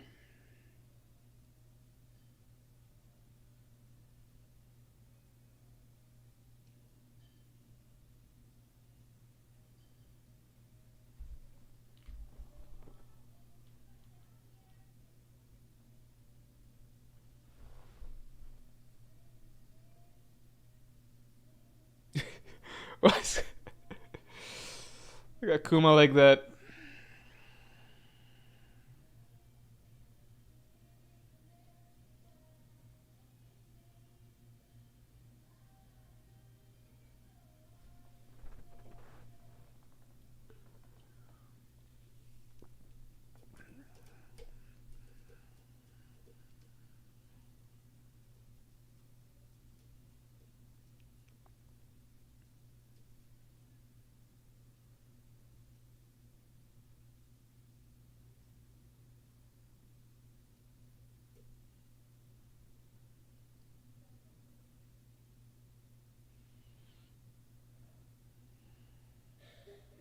All right, now I'm getting upset. At least the animation. Well, it's not animation, but at least the artwork looks nice. Oh, okay. Here we go. Here we go. Here we go. Here we go. We're in it. We're in it. It's happening.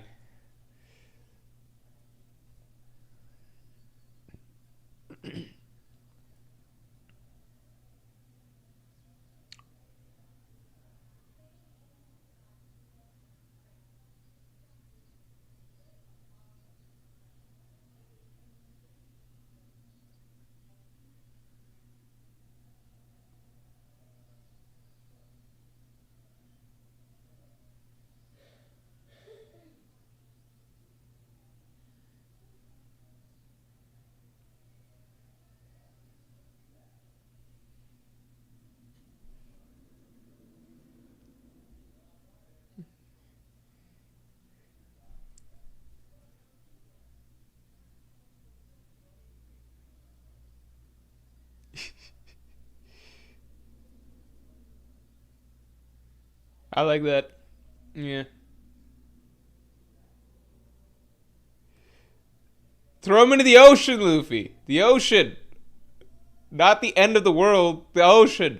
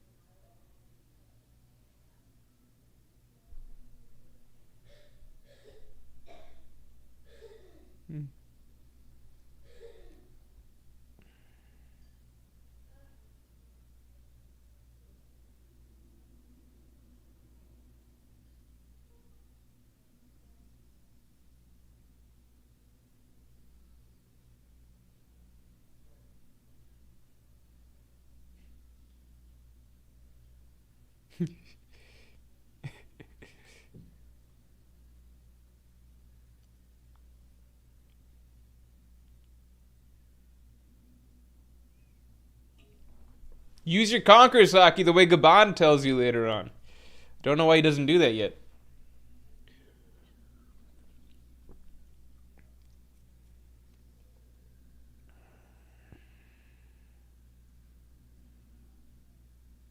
Ah.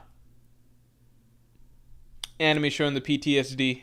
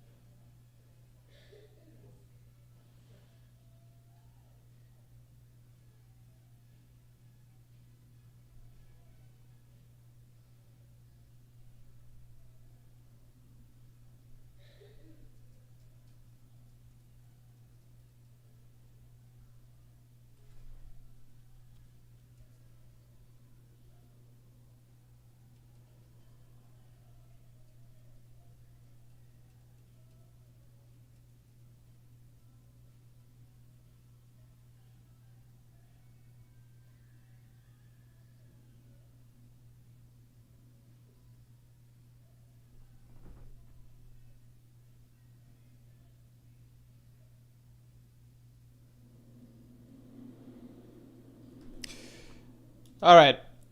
I did not need to watch that episode at all. At all. But we will get to the good episode. That was rough. That episode could have been an email. It wasn't like bad, but it was just I didn't need to watch it at all. Like the reason last week I scheduled last Monday's stream to react to 1143 was because I assumed that they would go all out with like Luffy versus Kizaru and Saturn. I know obviously that's a very short, brief moment, but lots of times the anime like takes simple, small moments and gasses them up, elongates them into something else. So I kind of assumed that, Luffy doing that to Kizaru and Saturn, because I remember that was a really hype chapter in the manga. I just assumed that they would go all out with that. I guess they saved all their juice for this episode, but I did not need to watch that episode. I'm actually very upset that I watched that. Okay. All right. Let's get into it. That was my mistake. Shouldn't have assumed that, but I wanted to see that scene. All right, let's get into this one. I already know I'm going to like this one because, again, I saw the Zoro Lucci, the little bit of that clip. I was like, okay, this episode's going to be insane. All right.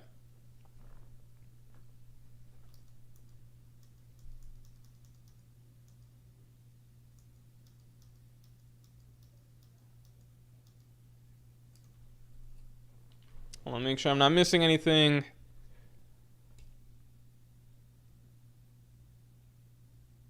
All right, I think we're all good. All right, not missing anything.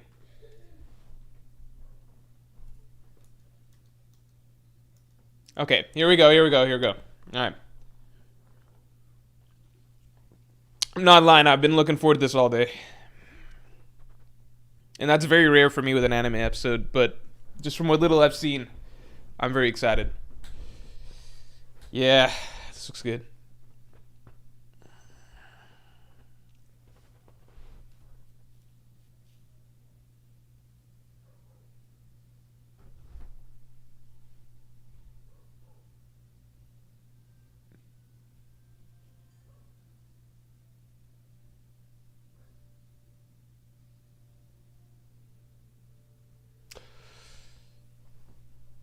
Okay, that's just a flashback to that.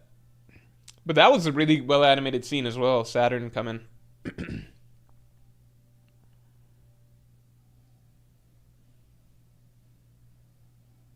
That's the Usopp of the Giant Warrior Pirates. How come this guy gets filler scenes but Saji doesn't? Who are these guys? Why do they get filler scenes and Saji doesn't? Oh, is that Kashi? Look kind of like him.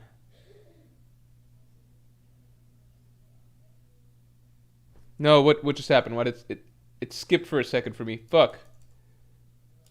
Oh no. Okay, it's fine. It's fine. They are making Dory and Brogy look badass. To be fair, Dory and Brogy were like super strong relative to our heroes. Like they were next level when we first met him. Like they were just these legendary figures.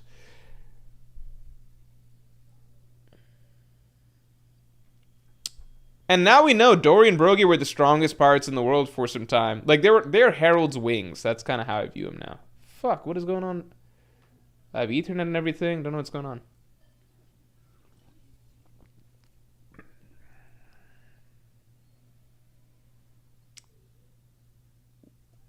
This is insane. They're doing this really well. Sanji's just standing there with like a literal corpse. He's running around with a corpse. That's his fault. I don't know what's going on with the internet here. My Ethernet is in. This should not be happening. This is actually really bothering me. Come on, man. Not for this episode.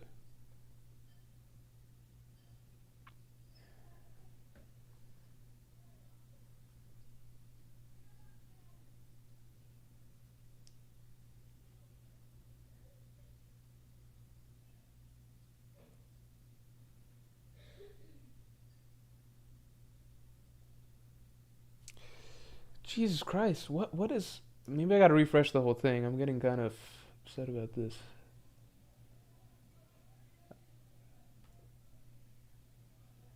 Okay, I tried refreshing it. If this doesn't make it just flow smoothly, I'm gonna change the streaming thing.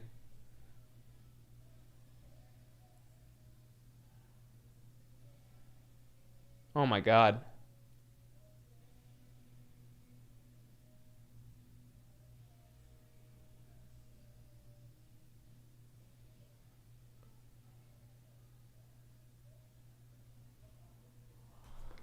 This is wild.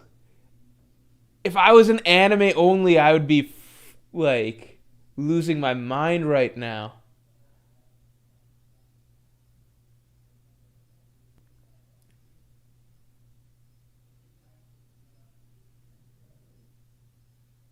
What are they doing?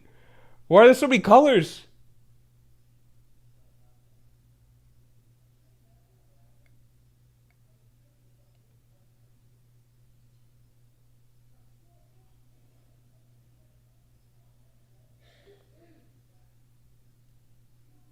Oh, that is sick.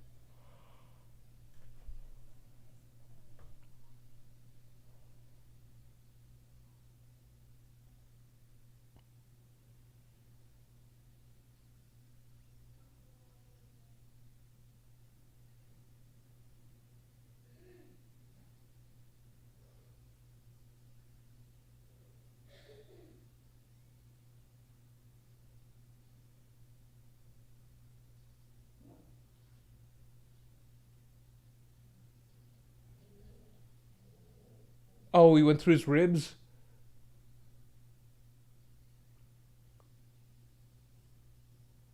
That was insane. And I love the way that they just had him march. Oh my god.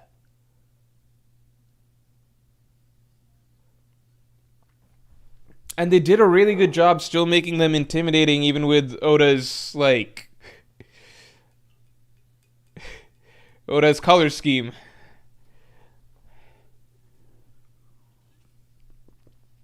Oh, that move works on Luffy? No, it doesn't. That move does not work on Luffy.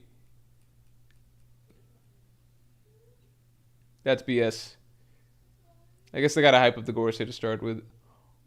Oh shit. Oh, Venus Joe, holy shit. Oh, this is sick.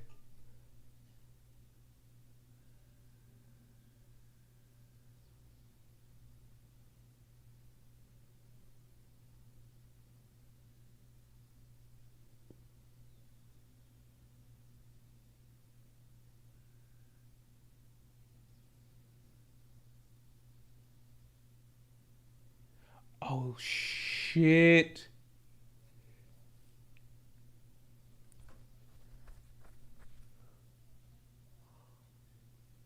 Oh, they're making him look insane.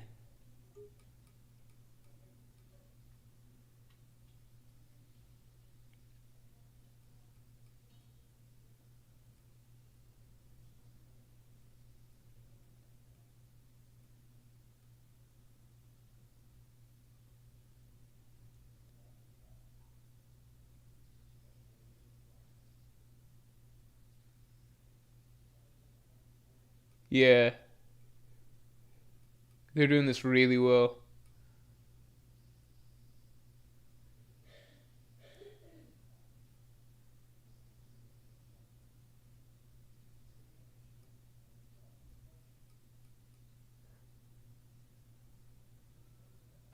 Oh, they did a Winnie, a nay.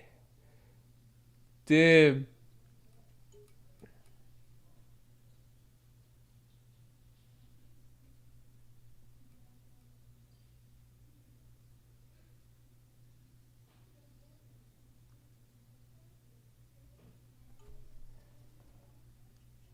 Oh shit.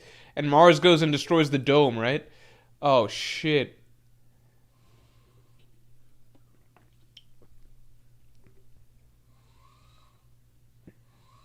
Oh my god. They're making Mars look like a god. That is amazing.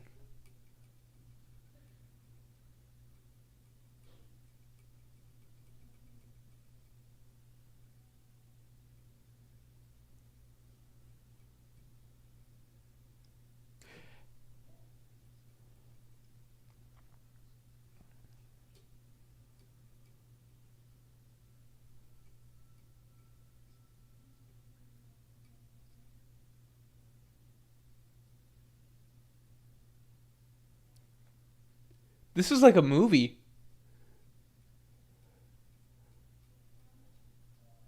A monster that's clearly dangerous is on its way up. Oh my god. They're doing Sanji so dirty. He's having to dodge. Talk about Sanji is having to dodge just like the residue hockey that's leaking off of Mars. Like residual conquerors hockey. Not even an attack. It's just it's just passive conquerors hockey that's leaking off of Mars, and Sanji has to like desperately dodge a giant bolt of it. That's insane. They don't respect this man at all. Meanwhile, in a few episodes, Zoro's going to be having a full-on Conquerors Hockey clash with Venus Juro. Again, that's obviously canon, but it's just like, why are the filler scenes for Sanji? I think it's just, the disparity is just becoming too crazy. The filler scenes for Sanji are him having to dodge passive leaking Conquerors Hockey from Gorosei.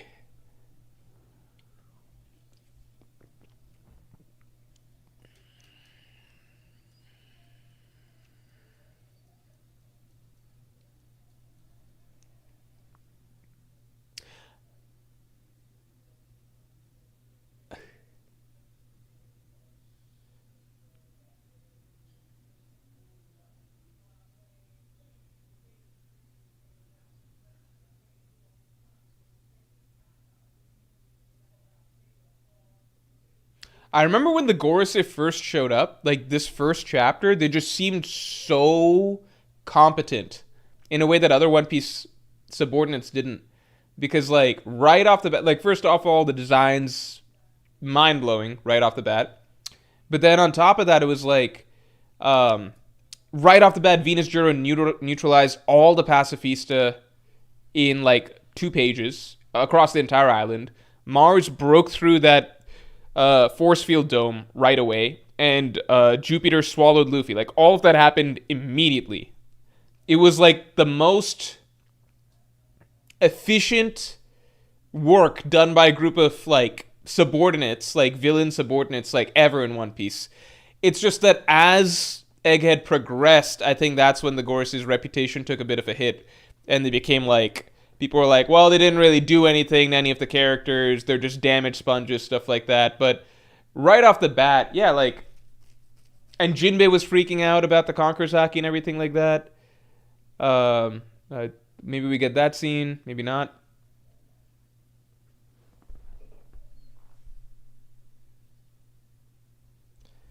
But yeah, right off the like their immediate introduction and immediate like accomplishments just felt super super like damn like the Gorosei are just taking care of shit.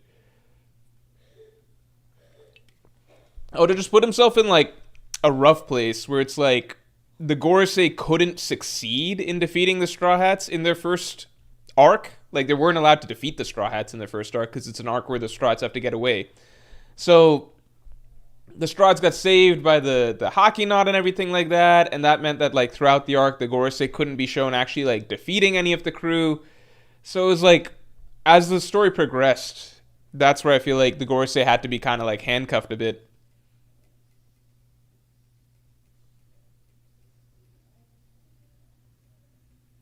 All right, here we go. Zoro versus Lucci. Oh, shit. See, I haven't seen the full fight. I just saw the ending. Oh, that is amazing animation quality. And the skid?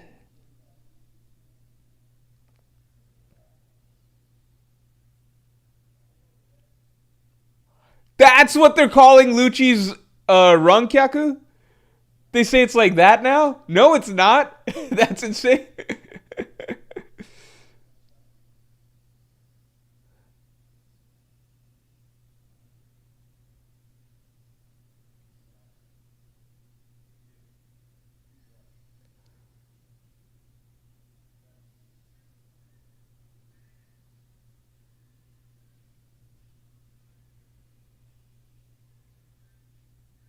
This is beautiful animation.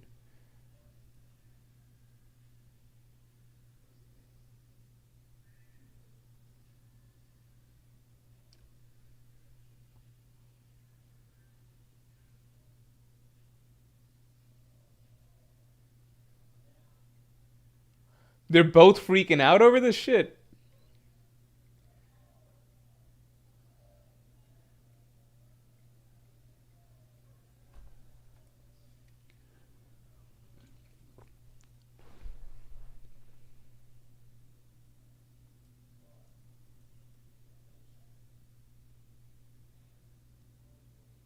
We got the Huff Huffs.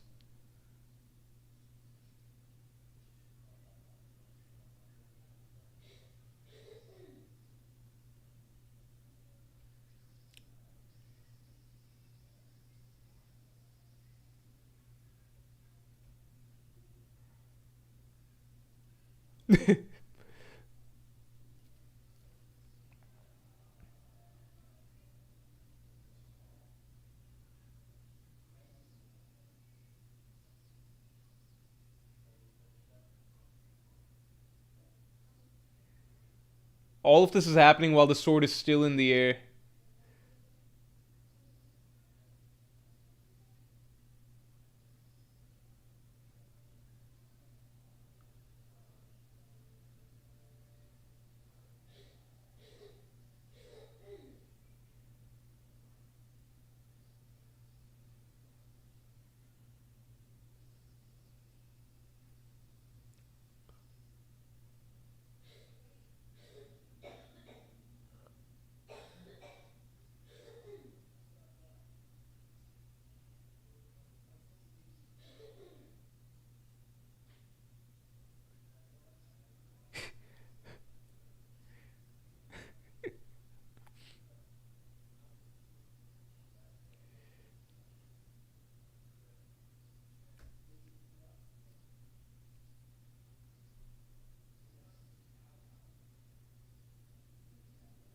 Lucci's got DBZ aura now.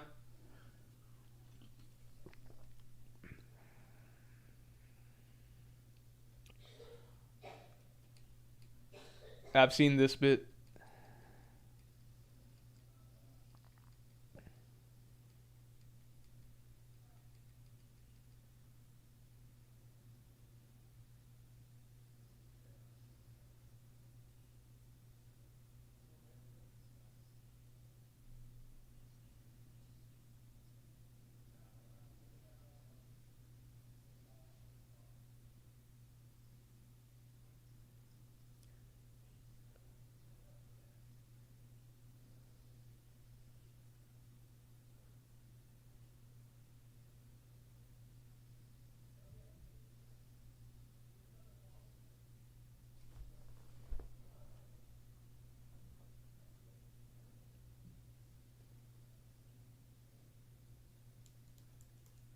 Rewatching a bit.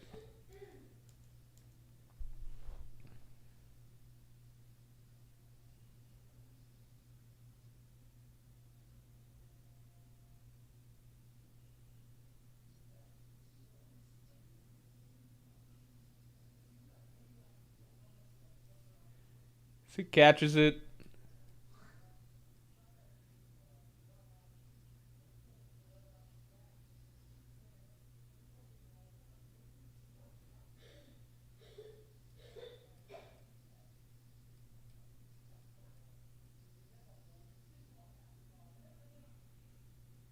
Jinbei.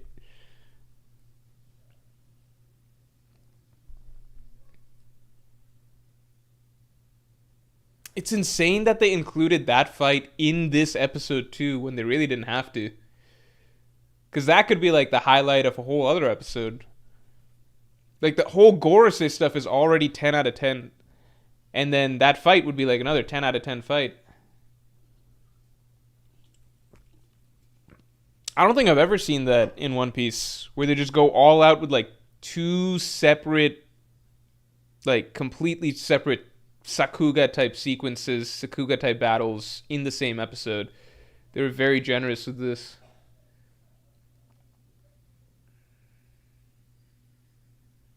So they said he got out of Jupiter? Oh shit.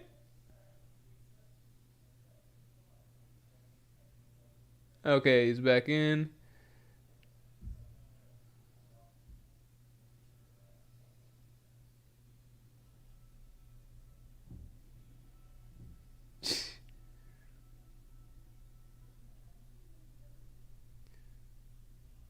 I've heard that they gas up Dorian Brogy a lot in this episode.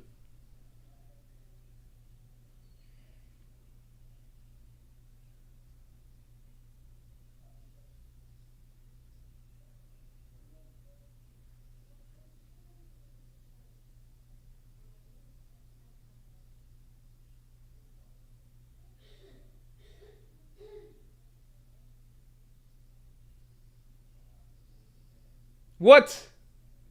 No, no, no, no, no, no, no, no. What? What?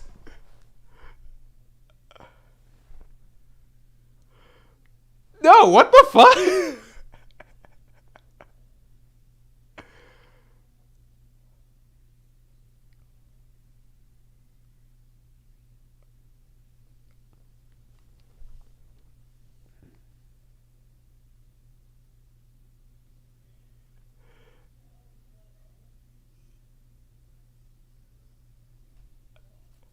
Okay, doing that to Saturn is one thing, but Warcury?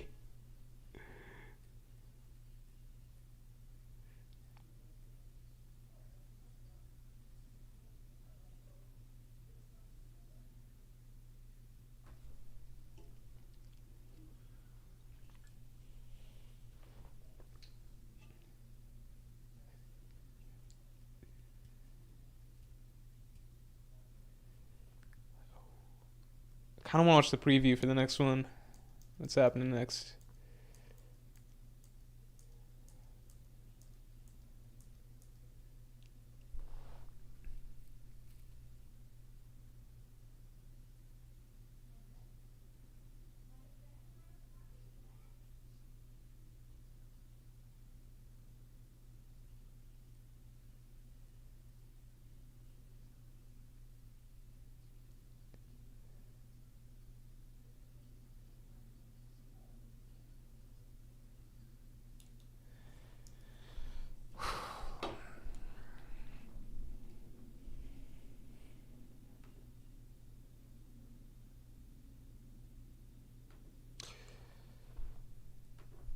That was a really, really, really phenomenal episode.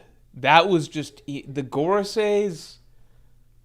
So the fact that the Zoro versus Lucci, that's the most mind-blowing thing to me. The Zoro versus Lucci animation, like that fight scene that happened in this episode, is one of the best fight scenes in all of One Piece. Like, best animated fight scenes in the entire series. And that was like a secondary piece. Like, that was the accompanying piece to the main event, which was the Gorosei. That was insane, because the Gorosei's introduction could not have been any better. They did that so well. It literally, you cannot fathom a universe where that can be done better than how that they made it so dynamic. Even just like the little things, like how they kind of like marched past Luffy, and Luffy was like kind of tumbling between the Gorosei, and like even going through Venus Jura's ribs and everything like that, and then we get the full view of them. That was phenomenal. So fluid, so vibrant, like the atmosphere, the build up, like first showing like some claws, some talons, the approaching feeling, like that was like, I don't know, that was like a masterclass in build up and suspense. That, I don't know. That was that is like one of the best done sequences I've ever seen in anime. And again, just the fact that they also doubled down and did the Zoro versus Lucci stuff in this episode too, and did so much for that. That's insane. The only comment I have is that I think it's weird that the anime, like, this is not even a power scaling thing. It is a power scaling thing to a degree. I do think it's weird that the anime puts so much effort into dropping the Gorosei on us and really making it feel so apocalyptic, and then doing the kind of cartoony and silly way of just like, oh, well, Dorian Brogy, if all people, show up and kind of slap the Gorosei around after putting in so much effort into like establishing the weight of the Gorosei appearing, and it's like, oh shit, you can't, like, this is a big problem. And it's like, nah, it's just, let's pull someone out of our ass, fucking Dorian Brogy, and like fucking smash some heads together. I think that's a weird choice of filler for the episode to include, just because it's like, part of it is the power scaling, because like you need characters, like at the very least, if you're gonna do that to Saturn, that's one thing, but like he's going away, but you need a character like Warcury, with this being his debut, to really, like, you want that debut action wise to actually hit. You don't want to start like sucking out all the aura you just gave them right away. I think that's my one. That's just the confusing thing. Like, why do that? I guess to pad out the time a little bit more, but it's just to me, it's just an odd choice. I'd rather see Dorian Brogy fight, like, destroy some more marine ships rather than just do that. That's my only thought. It is a nitpick. I guess I shouldn't even be nitpicking for an episode as well done as that, because like that was just mind blowing. I'm gonna watch that episode again probably tonight, or at least my favorite parts of it. That was really, really good. Yeah, that was awesome. I'm glad I watched that. Definitely gonna watch the Gorosei introduction again, and probably gonna watch Zoro versus Lucci again.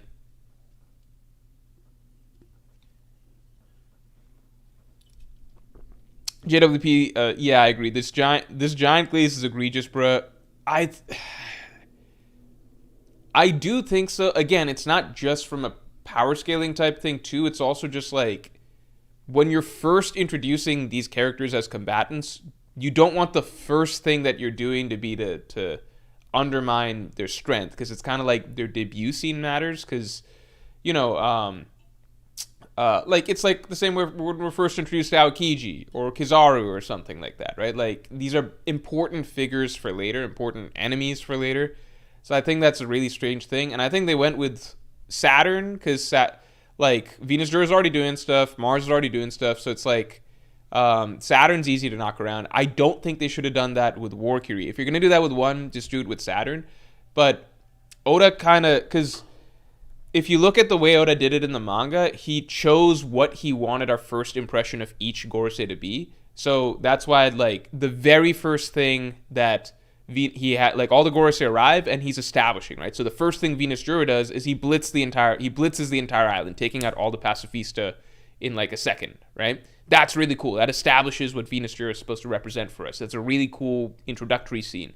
Morj, first thing he does, he flies right into the force field and destroys it, releasing a lot of haki, and Jinbei being like, this haki is unreal, right? That's really, really good. That's establishing power, right? And then Warcury, Oda actually doesn't even have him do anything in the first chapter. He saves Warcury's scene for the next chapter, where Warcury's first moment is releasing his big roar that unleashes a shit ton of Conqueror's haki. Really the most Conqueror's haki that we'd ever seen a character unleash at that point, and that roar like blows away the whole surroundings and everything, and sends Luffy flying and everything like that. And that's like a really good introductory moment for Warcury. So like all of the Gorosei have like a really strong like establishing moment for each of them right off the bat. And then we get into more combat related stuff, right?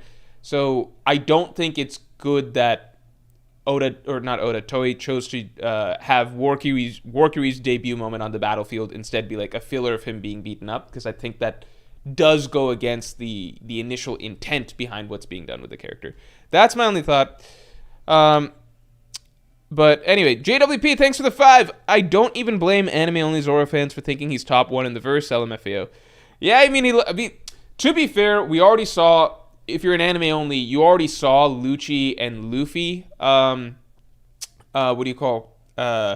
having their fight, and seeing Luffy just, like, slap Lucci around. So even though Zoro gets a really cool-looking fight here, it still seems like if anything, it actually makes it seem like it's a high diff fight against Lucci, because it takes so long and there's so much effort. Like, he's a lot of moves and stuff he's pulling out. But he doesn't have King of Hell and everything going, so I guess I don't know what the mind of an anime only is like. I am very curious to see. I predict the anime will gas the fuck out of Zoro versus Venus Juro. I think that'll definitely happen.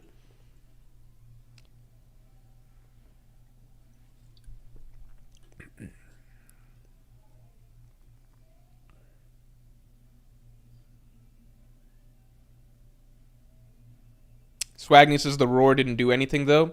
It's still a cool moment. That's like saying, like, nothing does any, like, okay, no characters are going to die or anything like that, but it's still a cool moment. It's a moment that establishes the power of this character for the first time. It's like, that's the first moment we see a Gorosei really do a big Conqueror's Haki release, and it's the first Conqueror's Haki release that, like, of that scale that we've ever seen. So it's still a cool moment. It establishes the Gorosei's power. It's kind of like what do you call it? It's just intent, right? It's the first thing that Oda wanted to do to establish each of these characters, right? Venus Juro, speed, blitzing through the island. Mars, the flight, destroying the force field, releasing a lot of haki, and then Warcury, this island scale Conqueror's haki that even blows Luffy away. That's kind of just the establishing moment. So instead doing, even with Saturn, when Saturn first shows up, the first thing he does is like freeze everybody in place with his telekinetic ability or whatever. And then as it also feels very inconsistent, because then from what we see from Warcury after this is like you can't actually easily move Warcury around, and that's kind of the problem. Like Dory and Brogy are both able to push Warcury back, but they're able to do that together in the manga, and then beyond that, no one can really budge him. Like Luffy can't. Even with Gear 5th attacks, Luffy can't. Like, that's kind of the establishing problem with Warcury, is that he's such a tank. So I feel like it's a really weird choice of filler for them to go with for this character's introduction. Blosses, do you think Dory or Brogy could beat King or Katakuri? Don't ask me after I've just seen an anime episode, because the anime skews my mind so much with the power scaling stuff. I think we don't yet know where Dory and Brogy are supposed to fall in terms of strength. I think people, I remember back before Dory and Brogy returned to the story, I remember there was a subsection of readers that really thought Dory and Brogy are actually very, very strong, like crazy strong or something like that, and that if they ever returned, it would be a big deal. I thought that was always highballing it. Then when Dory and Brogy did return, I think over the course of what we saw them do against the Gorosei, to me, what their strength seems to indicate is that they're not Admiral level or anything like that, but they're definitely Commander level at least, and then it's too hard to tell whether they're supposed to be like First Mate level or something like that. I think that's very difficult to tell. Um, but now we also have added context. I also think when it comes to skirmishes, Oda's scaling, it's kind of hard to tell exactly what he wants us to understand. Um, and now that we have added context, it feels like Dorian Brogy. So what's been established is that prior to Rox's era and prior to Roger and Whitebeard and all of this, the New World was ruled by Harold, and Harold was the top dog. And Harold was essentially the pirate king before pirates really existed, right? He was the strongest character on the seas, bar none. And then his two buddies were Dorian Brogy, right? They didn't all sail on the same ship, but they were part of the same affiliation. So you can kind of think of it as like if the Elbaf giants were essentially the pirates by default of the olden days, then you would look at it as like Harold's this pirate king figure and his two wings are Dorian Brogy. Does that mean that they're as strong as like Rayleigh and Prime Gabon, like Prime Rayleigh and Gabon? No. But now I'm kind of like maybe they're both supposed to be like Yonko first mate level or something like that. I don't know. I think in pure power they're stronger than somebody like Katakuri, for sure. Swagni Toei, thanks to 2. Filler, Warcury headbutts the shit out of Gear 5. See, I don't like that either. Like, I feel like I feel like Oda chose the debut moment for each Gorosei to, like, in terms of combat to be good as is. But I don't dislike it. It's like it's I didn't think much of it when it happened, but it's also just like I like the initial moment that he carved out for each of them, but that's not to say that the anime made bad choices. I do think shitting on Warcury like that right away at the end of the episode, because like at the end of the day, what is the main thing that a viewer will remember at the end of the episode? Probably not Warcury headbutting Luffy. It'll probably be Warcury getting his head smashed in with Saturn at the end, right? So that's probably the main takeaway. I don't want to linger on this point because I don't feel like it's a big point. I just think it's an odd choice by the anime to like introduce the Gorosei with so much aura, but then suck it out towards the end for like a moment for Dorian Brogy, who I don't think need that much hype at this point in the story. But I don't know. I still think the introduction scene is just like one of the coolest things I've ever seen.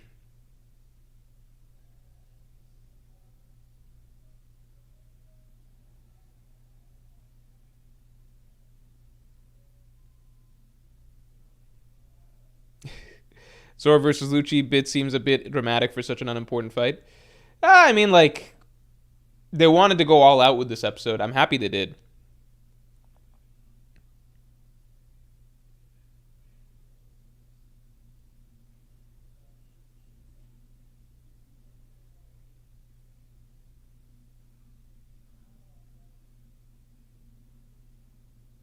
Dorian Brogy toy with Katakuri.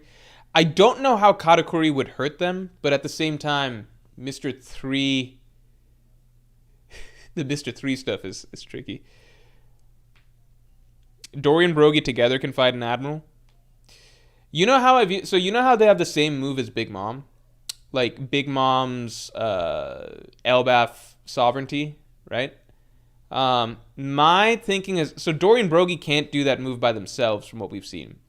So my headcanon has always been that Dorian Brogy's combined attack is equal to the attack that Big Mom does solo. That's always been my headcanon, that if you combine Dorian Brogy's attack, like, then they're able to do Elbaf Sovereignty, or Elbaf Cannon or whatever.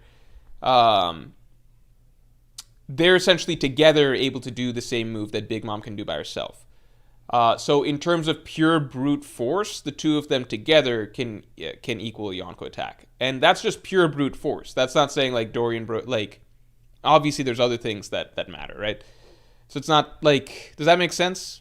So, you know, obviously I imagine Dorian Brogy in terms of pure brute power are pretty high up there. But overall as fighters, I don't know how I'd put them against like other first mates. Big Mom uses Ikoku, but Dorian Brogy uses Hakoku sovereignty. I don't know about the differences in names. To me, they visually look the same.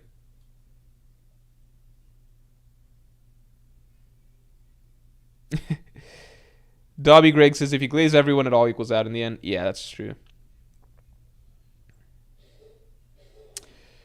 Nicole asks Morj. Nicole Vander Weston says, Morj, do you think it's safe to assume the Giants are more likely to have conquerors due to their culture? You're born with conquerors hockey, so culture shouldn't affect it. Fooly Cooley says Toei plays a big part in the overrating of Zoro. I do think that is part of the case. Yeah.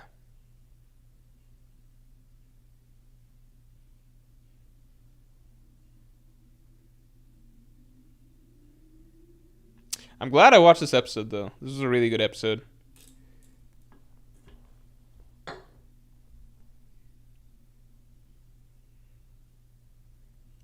Amartya Sinha says Dorian Brogy are probably supposed to be at least Yonko first mate level. I think that might be accurate. That sounds right. Because the two of them together are able to block Warkiri and push him back. That was one thing that we saw.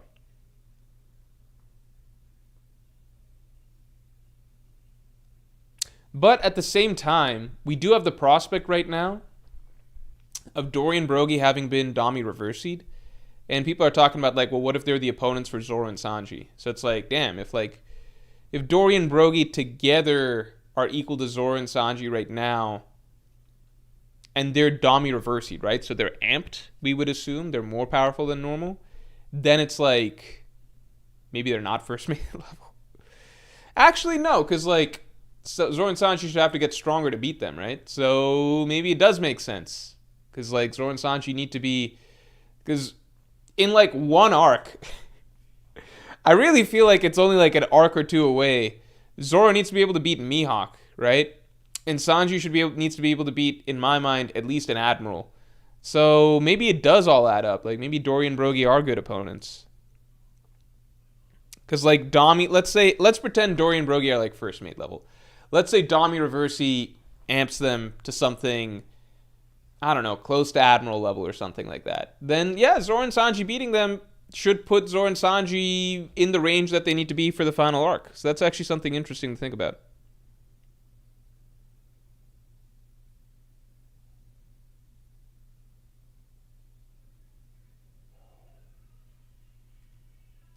Miyaki Goat says Zoro's already Admiral level. I think... Did you watch that Lucci fight? I think with Zoro, it's a very simple situation, which is that Zoro can't... I don't think Zoro has conscious control over his Conqueror's Haki yet. If he did, then that Lucci fight would have been done way faster. So Oda just established that Zoro doesn't have conscious control over his Conqueror's Haki. I think peak Zoro is Ashura Zoro, like we saw against Kaido. That character, obviously Admiral level. No question, no doubt about it. Admiral level plus, if you want to be controversial. I'm just the messenger. We all saw that Kaido moment, right? We all saw the Kaido moment. And that was with a handicapped Zoro, right? Ashura Zoro, unfortunately, doesn't exist when it comes to power scaling because it seems to be outside of his control because Zoro can't control Conqueror's Haki yet. Even the King of Hell shit, right? We don't yet know if Zoro can consciously tap into it. So Zoro is basically this, like, enigma at the moment where he has the most powerful ability in One Piece, which is Advanced Conqueror's Haki, but it's vague as to his level of control over it. He obviously did not have it during that Lucci fight. I think that's very, very obvious. I think you could argue that maybe he tapped into it. Depends how you interpret the manga, right? If you interpret the manga a certain way, I kind of interpret it as like Zoro subconsciously tapped into it once Sanji pissed him off, and then that's what allowed him to finish off Lucci. That's how I interpreted the manga panel. But Oda leaves it vague, so it's hard to say, right? To me, that suggests that Zoro with Advanced Conqueror's Haki can one-shot Lucci. That's my interpretation, right? I think we'll get more light shed on this later down the line. So if you want to debate Advanced Conqueror's Haki Zoro, like, if you want to talk about Ashura Zoro, I just view it as, like, I don't know how you scale Zoro right now because his ability is not within his understanding at the moment, right? So, to me, there's Zoro, there's King of Hell mode, and then there's Ashura mode, which so far can only be used for one-off attacks. But how do you really scale that? My feeling is that base Zoro is pretty much the same. Like, the Zoro that we saw fighting Lucci is the same as the Zoro that was fighting King prior to unlocking King of Hell. Okay? So that Zoro is basically roughly first mate level or a bit below. Okay? Then my feeling is like King of Hell Zoro is at least first mate level or whatever. Okay? Similar to Yamato, about wherever you put Yamato. And then Ashura Zoro, obviously that's impossible to scale because the only moment that we saw it was a severely handicapped Zoro with all of his bones broken, using Ashura once to overpower Kaido, who was serious and established to be trying, and overpowering him and scarring him with a single move. And that's the only move we saw. And that character, just going by that feat of like extremely handicapped character, clashes with Kaido once, scars him forever. Just looking at that, if you remove the label Zoro, right, and you're just like, blank name, you don't know which character did that. You'd be like, character X, we don't know which character did this. But they scarred Kaido while having all their bones broken with a single attack, right? If you just heard a character did that, you'd be like, obviously Yonko level, right? If you remove your bias, you'd be like, immediately Yonko level. There'd be no question, right? Because fucking Big Mom couldn't do that to Kaido, and Big Mom fought Kaido for like days. So it depends how you scale Zoro. Radko says Ashura is an attack. Yeah, so I think if you just look at the full spectrum of it, I'd say like the upper end of where, like, Ashura is its own like mystery. Like it's like this black box thing, right? So if you want to look at Zoro in the most positive light possible, you're like, his ceiling is Ashura, which puts him at Yonko, at least Admiral level. But, you know, if you want to be super objective, Yonko level, right? If you go off of King of Hell, I don't think King of Hell puts him at Admiral level, but like clearly beats most first mates, right? And then if you go at like whatever the fuck level he was when fighting Lucci, which to me is the same as him pre Conqueror's Haki Awakening, that's like not quite first mate level.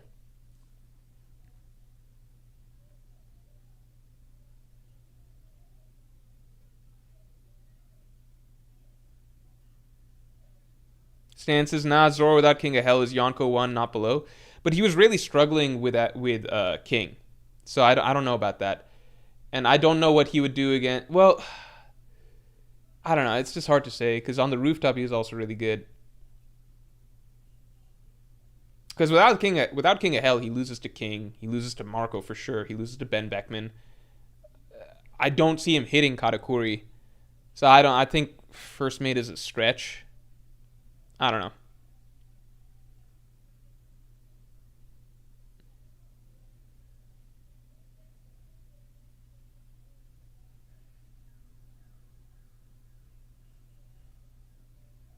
Meek says, Zoro having full control over Ashura is the bare minimum needed to beat Mihawk/Asaki. Yeah, I think that's, to me, I feel like ever since Ashura was introduced, that was always Zoro's endgame, and that's going to be Zoro's final thing. Like, when Zoro reaches his peak, he's going to be fighting an Ashura the whole time. I think that's what we'll see versus Mihawk.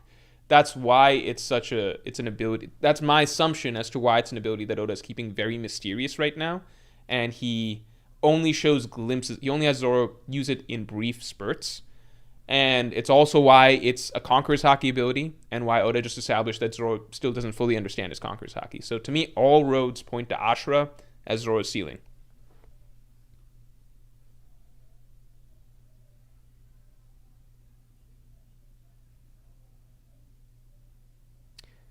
Miyakti Goat, thanks for the 2. Only Admiral and Yonko can one-shot Lucci.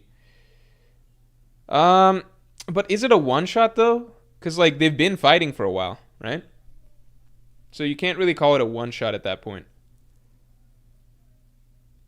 I mean, you could make the argument that King of Hell mode Zoro is Admiral level. So I think there's the argument for that as well.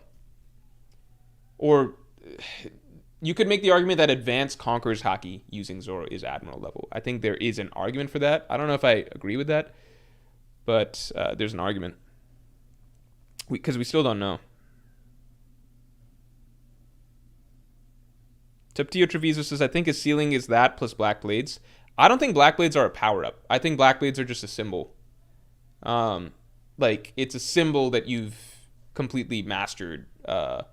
Like, you've mastered the blade to the point that like now it's permanently black as a symbol. Like obviously the sword is stronger once it's permanently black, right?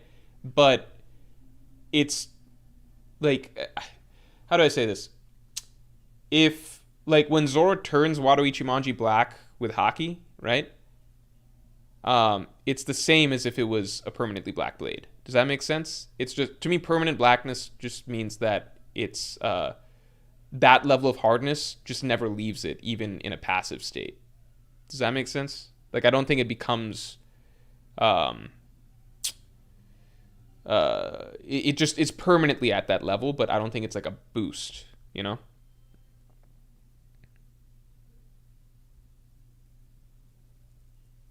Black blades are an aura plus. Yeah, I agree. It's an increase in aura.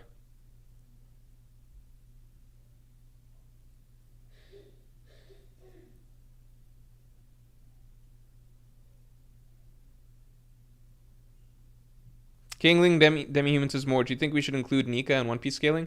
No, because Nika I don't think is real. I don't think it's ever implied that Nika is real. In fact, Vegapunk goes out of his way to say like he doesn't imply that Nika is not real, but he basically makes it clear that you're not. This is not a discussion that you're supposed to be having. Like you're not supposed to be thinking, are these gods real or not? The whole point is that people believe, like it's the power of imaginations, right? It's the power of people's dreams, right? It's like we come up with these ideas, and those ideas are so strong that they can manifest in reality. King APO7 says Nika is real. Believe he is real because people's dreams make him real, right? So Luffy is Nika. He is real, right? Like that's the idea. That's even one of the things that's stressed in Egghead. Like at the Egghead, the beauty of it is that Bonnie becomes Nika at the end, right? Like Kuma, his dream is to be like Nika, right? Like Nika is a symbol, and like people's dreams and beliefs in that concept and that hope are so strong that like we can literally bring that into reality. Like Nika can be real in our real actual world, right? So Luffy is Nika for all intents and purposes.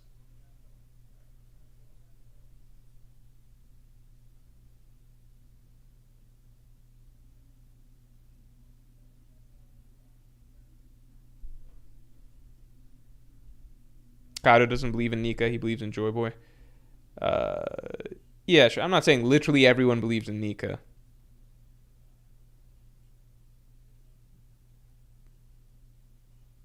Zoro catching Enma was everything. It didn't even seem like he caught it. It seemed like it was it came to him. JWP, thanks for the 10. It was stated that Blackbeard became that Black Blades, sorry, not Blackbeard, that Black Blades became stronger and harder, which would matter if top tiers didn't fight by clashing their output at Haki, so the blade doesn't which would matter if top tiers didn't fight by clashing their output at Haki, so the blade doesn't even touch anything, lol lol. Which wouldn't matter, I imagine is what you're saying. Yeah, but that's what I'm saying. I think Black Blades are just a symbol, because it's just like, however hard Zoro makes his sword when he infuses it with armament, conquers Haki or whatever, it just, a permanently black blade means that even when Zoro stops inputting that or outputting that or whatever, it just remains at that level of hardness, which it's not a power up, you know? It's just, it stays at that level.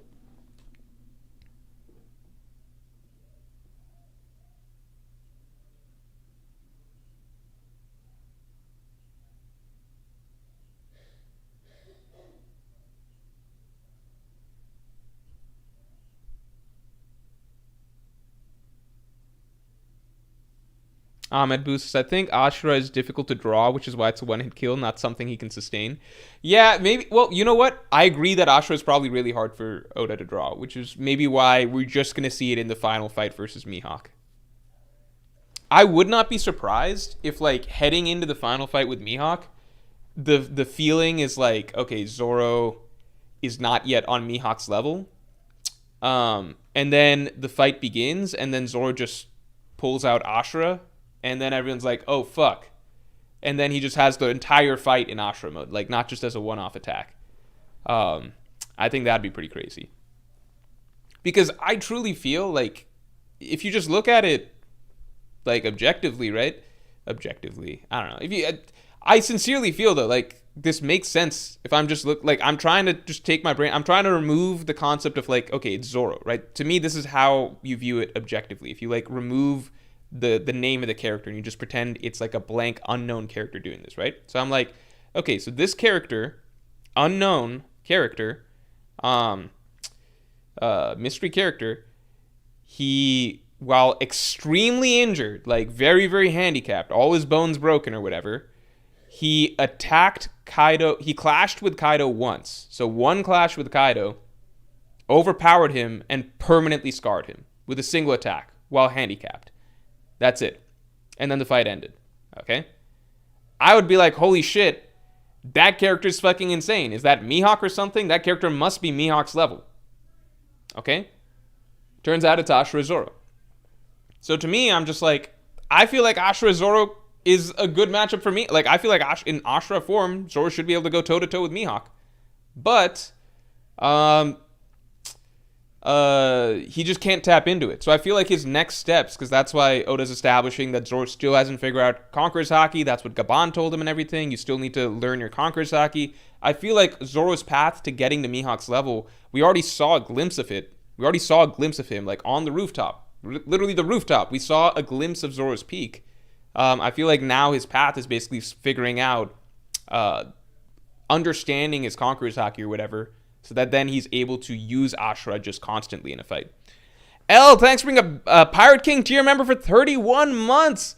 The Gorse's color schemes are cool. The animation is crazy. Yeah, I think the anime, one of the biggest things I can give it props for is that, like,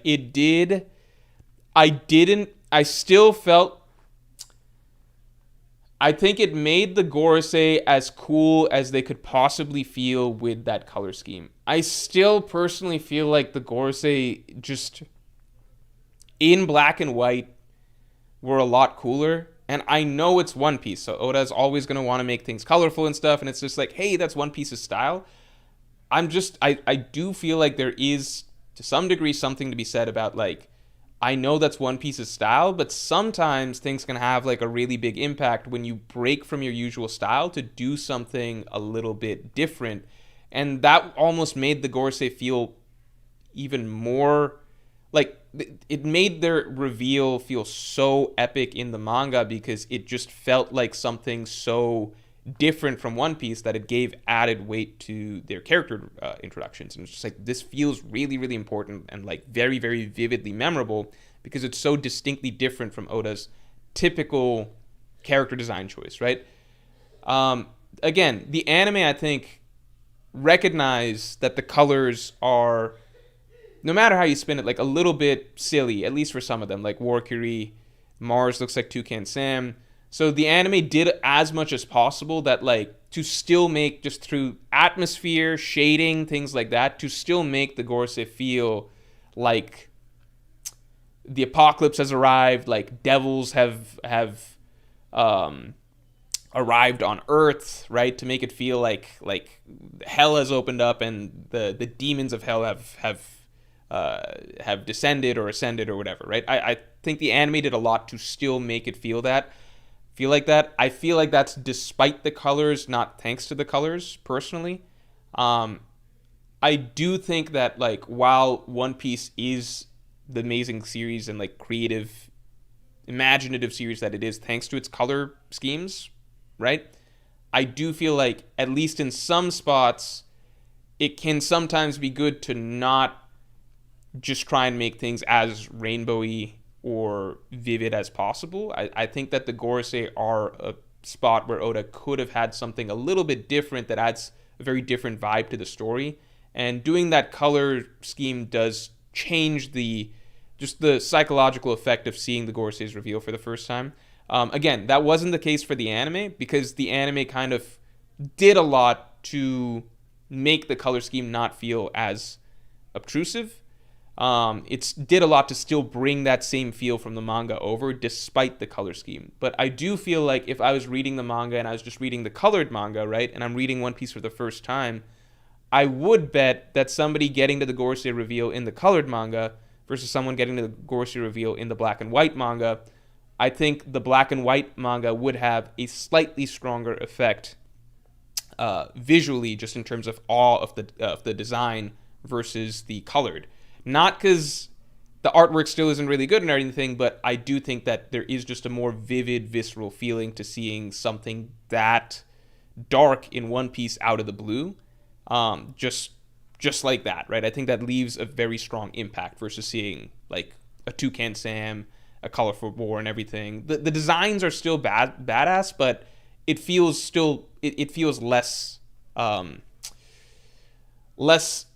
It feels more like a little bit more cartoony, right? At the end of the day, than the more berserk feel, right? And again, obviously, One Piece feel should. I'm repeating myself a lot just so I'm not misunderstood. One Piece should feel like One Piece, but one of the cool things about the Gorosei reveal was precisely the fact that it felt like Oda was stepping out of his usual bubble to bring in something that's artistically very different from normal One Piece, and that's part of the power of the Gorosei reveal to me. Anyway. I understand some people will defend Oda's color choices no matter what. This is a personal preference. Not really an ostrich. Thanks for the 5. Morj, I had a good day today, and I felt like spreading the vibe. Thank you very much. Keep doing what you're doing, man. Always glad to catch a stream. Thanks. I'm feeling good because that episode was just really fucking cool to watch.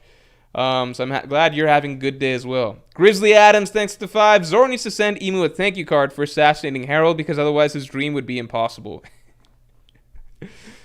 I would love to see. I think we'll get more of an idea as we go on, like, because I am opening up my mind more and more now to the possibility that Mihawk is Pirate King level. I'm opening up my mind more and more to that possibility. I don't know, but maybe, or at least Rock's Harold. Like, we need to first understand. By the end of God Valley, you should have a better understanding of like what character, like how strong was Prime Roger, how strong was Prime Rocks, etc. But seeing the Rocks and Harold duel, I'm like, I figure there's no reason that Mihawk should be, like, I don't think the standard of swordsmanship should have dropped dramatically over the last, like, 40 years, right? So, like, it'd be weird if, like, in that era you had Rocks, Harold, Roger, like, so many, like, probably Garling, I guess, like, so many characters who are, like, Pirate King level swordsmen, and then 40 years later, you've got no Pirate King level swordsmen, and you've just got Mihawk, who's at best Yonko level or something, right? So I'm like, maybe Mihawk is on that tier, and Oda's just severely underhyped him for the entire story and had him fight Vista or some shit for some reason, right? So I'm opening up my mind to that possibility. I want to see some more action from God Valley, but like, you know, you see the Rocks and Harold duel, and it's like, okay, like, why shouldn't Mihawk be able to do something like this, right? Why shouldn't end of story Zoro be able to do something like this? So. Although I have always felt like Zoro is going to be stronger than Mihawk at the end of the day. It's not going to be a tie. So it's possible for Mihawk to just be Yonko level and Zoro to be Pirate King level. Like, I've never liked the argument that, like, Mihawk has to be this strong so that Zoro can be, like, because whatever level Mihawk is, that's Zoro's ceiling. It's like, no. Zoro's ceiling is not Mihawk. That defeats the whole fucking point of Zoro's story. If Zoro's ceiling was Mihawk, then we wouldn't even be following Zoro's story, we'd just be following Mihawk, right? Zoro's ceiling is above Mihawk, which is the whole point of Zoro's quest, right? Grizzly Adams, thanks for the 2. He should send one to the Lord of the Coast as well. Oh, man. All right, guys. All right. This generation sucks, says Henchme976. Yeah, that's the other thing, though, which is, like, it's been made clear that the general level of the ocean has dropped a lot, right? Like, fucking Deathbed, like, life support Whitebeard was still considered by everyone to be the world's strongest man. You can debate to death whether or not he still was, but, like, they still were all pointing to him and being like, that's the guy that we consider stronger than us. Everybody thought that, including Mihawk. Mihawk literally says that at the start of Marineford. So, like, the level has definitely dropped. Like, a lot of characters talk about that as well. Like, characters from the olden days, like Whitebeard. Fucking Chinjao talks about how, like, the level of the ocean is a lot lower than it once was. You look at the Marines, like, Garp, like, compare Garp, who's out here dropping, like, in his old age, dropping, like, island-sized Conqueror's hockey punches, right? And then you look at the Admirals today, none of them are Conqueror's hockey users as far as we know. Maybe Akainu is. Maybe Akainu awakens it or something, or maybe awakened it post-time skip, or during the time skip. But as far as we know, like, yeah, the Marines don't have Conqueror's Hockey users like they did back in the day. So, like, in general, the level of the top pirates, like the Yonko is lower than it was before, Marines lower than it was, yada yada. This gen doesn't suck. This gen doesn't suck, but it's made clear that so far this current generation, like this world, is not at the same level that it was in the old Legends era. That's been made very, very painfully clear. The newer characters, right, like Luffy, Zoro, Blackbeard, stuff like that, they'll probably pass the old Legends level, but you know, like it's never implied that like Kaido, Big Mom, like the top pirates are as strong as like Roger, Whitebeard, Rocks, and stuff like that, or fucking Harold. The Marines are it's made very clear that the current Marines are not as strong as like Prime Garp and probably not Prime Sengoku. Yeah, so I mean, I figured that could apply to swordsmanship as well, where like Mihawk is not as strong as the top sword, like Rocks, Harold, Roger level, but I'm opening my mind to the possibility that he could be. Mihawk D Goat, thanks for the 2. Whitebeard gassed the fuck out of young Mihawk and Shanks. I mean, he says that he still remembers their duels. That doesn't mean that he says that they're on. I'm not saying that these guys are bums. I'm not like, oh, the old Legends are up here and the new guys are here. I'm just saying that Whitebeard still talks down to Shanks. He's still like, you're beneath me or whatever. Whether or not Shanks actually is, that's up to whatever. But it's not like Whitebeard considers Shanks and Mihawk to be on his level at the end of the day. That doesn't mean he thinks they suck. He compliments Shanks' hockey when he shows up. He's like, amazing hockey, right? But I don't think that Whitebeard or any of the old Legends consider the new guys to be on the level of like Prime Roger, Prime Rocks, and stuff like that, you know? I mean, Whitebeard doesn't even acknowledge Mihawk at Marineford. I don't think he even says anything about him.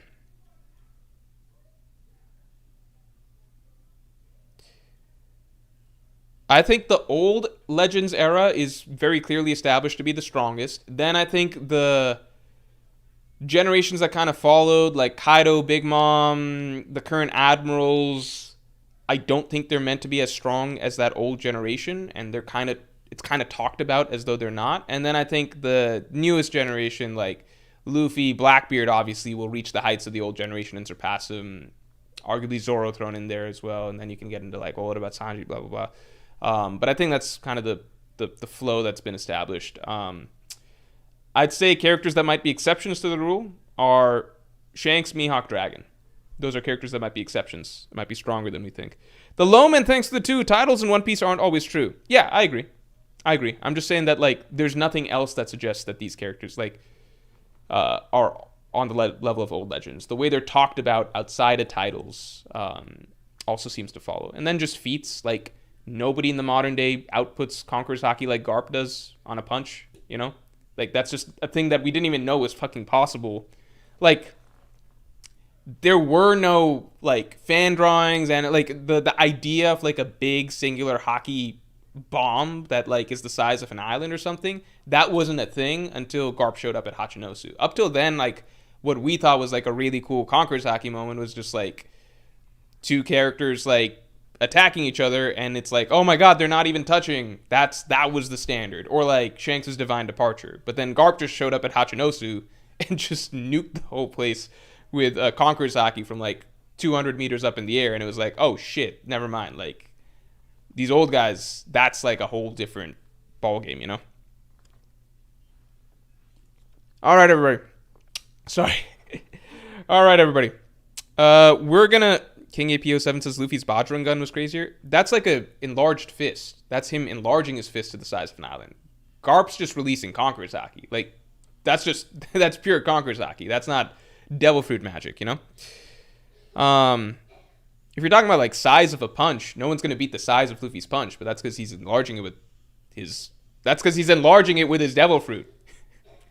In terms of just like throwing like a punch of Conqueror's Hockey, like in terms of like, oh my god, they're not even touching, but it's like the size of a city.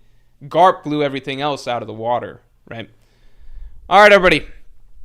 We are going to call it here. Thank you, everybody, for tuning in. Yeah, this was a really good episode. Not even really. This was a fucking amazing episode. This was like one of the most mind-blowing animated episodes I've ever seen. So phenomenal stuff. Looking forward to seeing other action scenes that Toei puts out before the end of Egghead. And yeah, with that,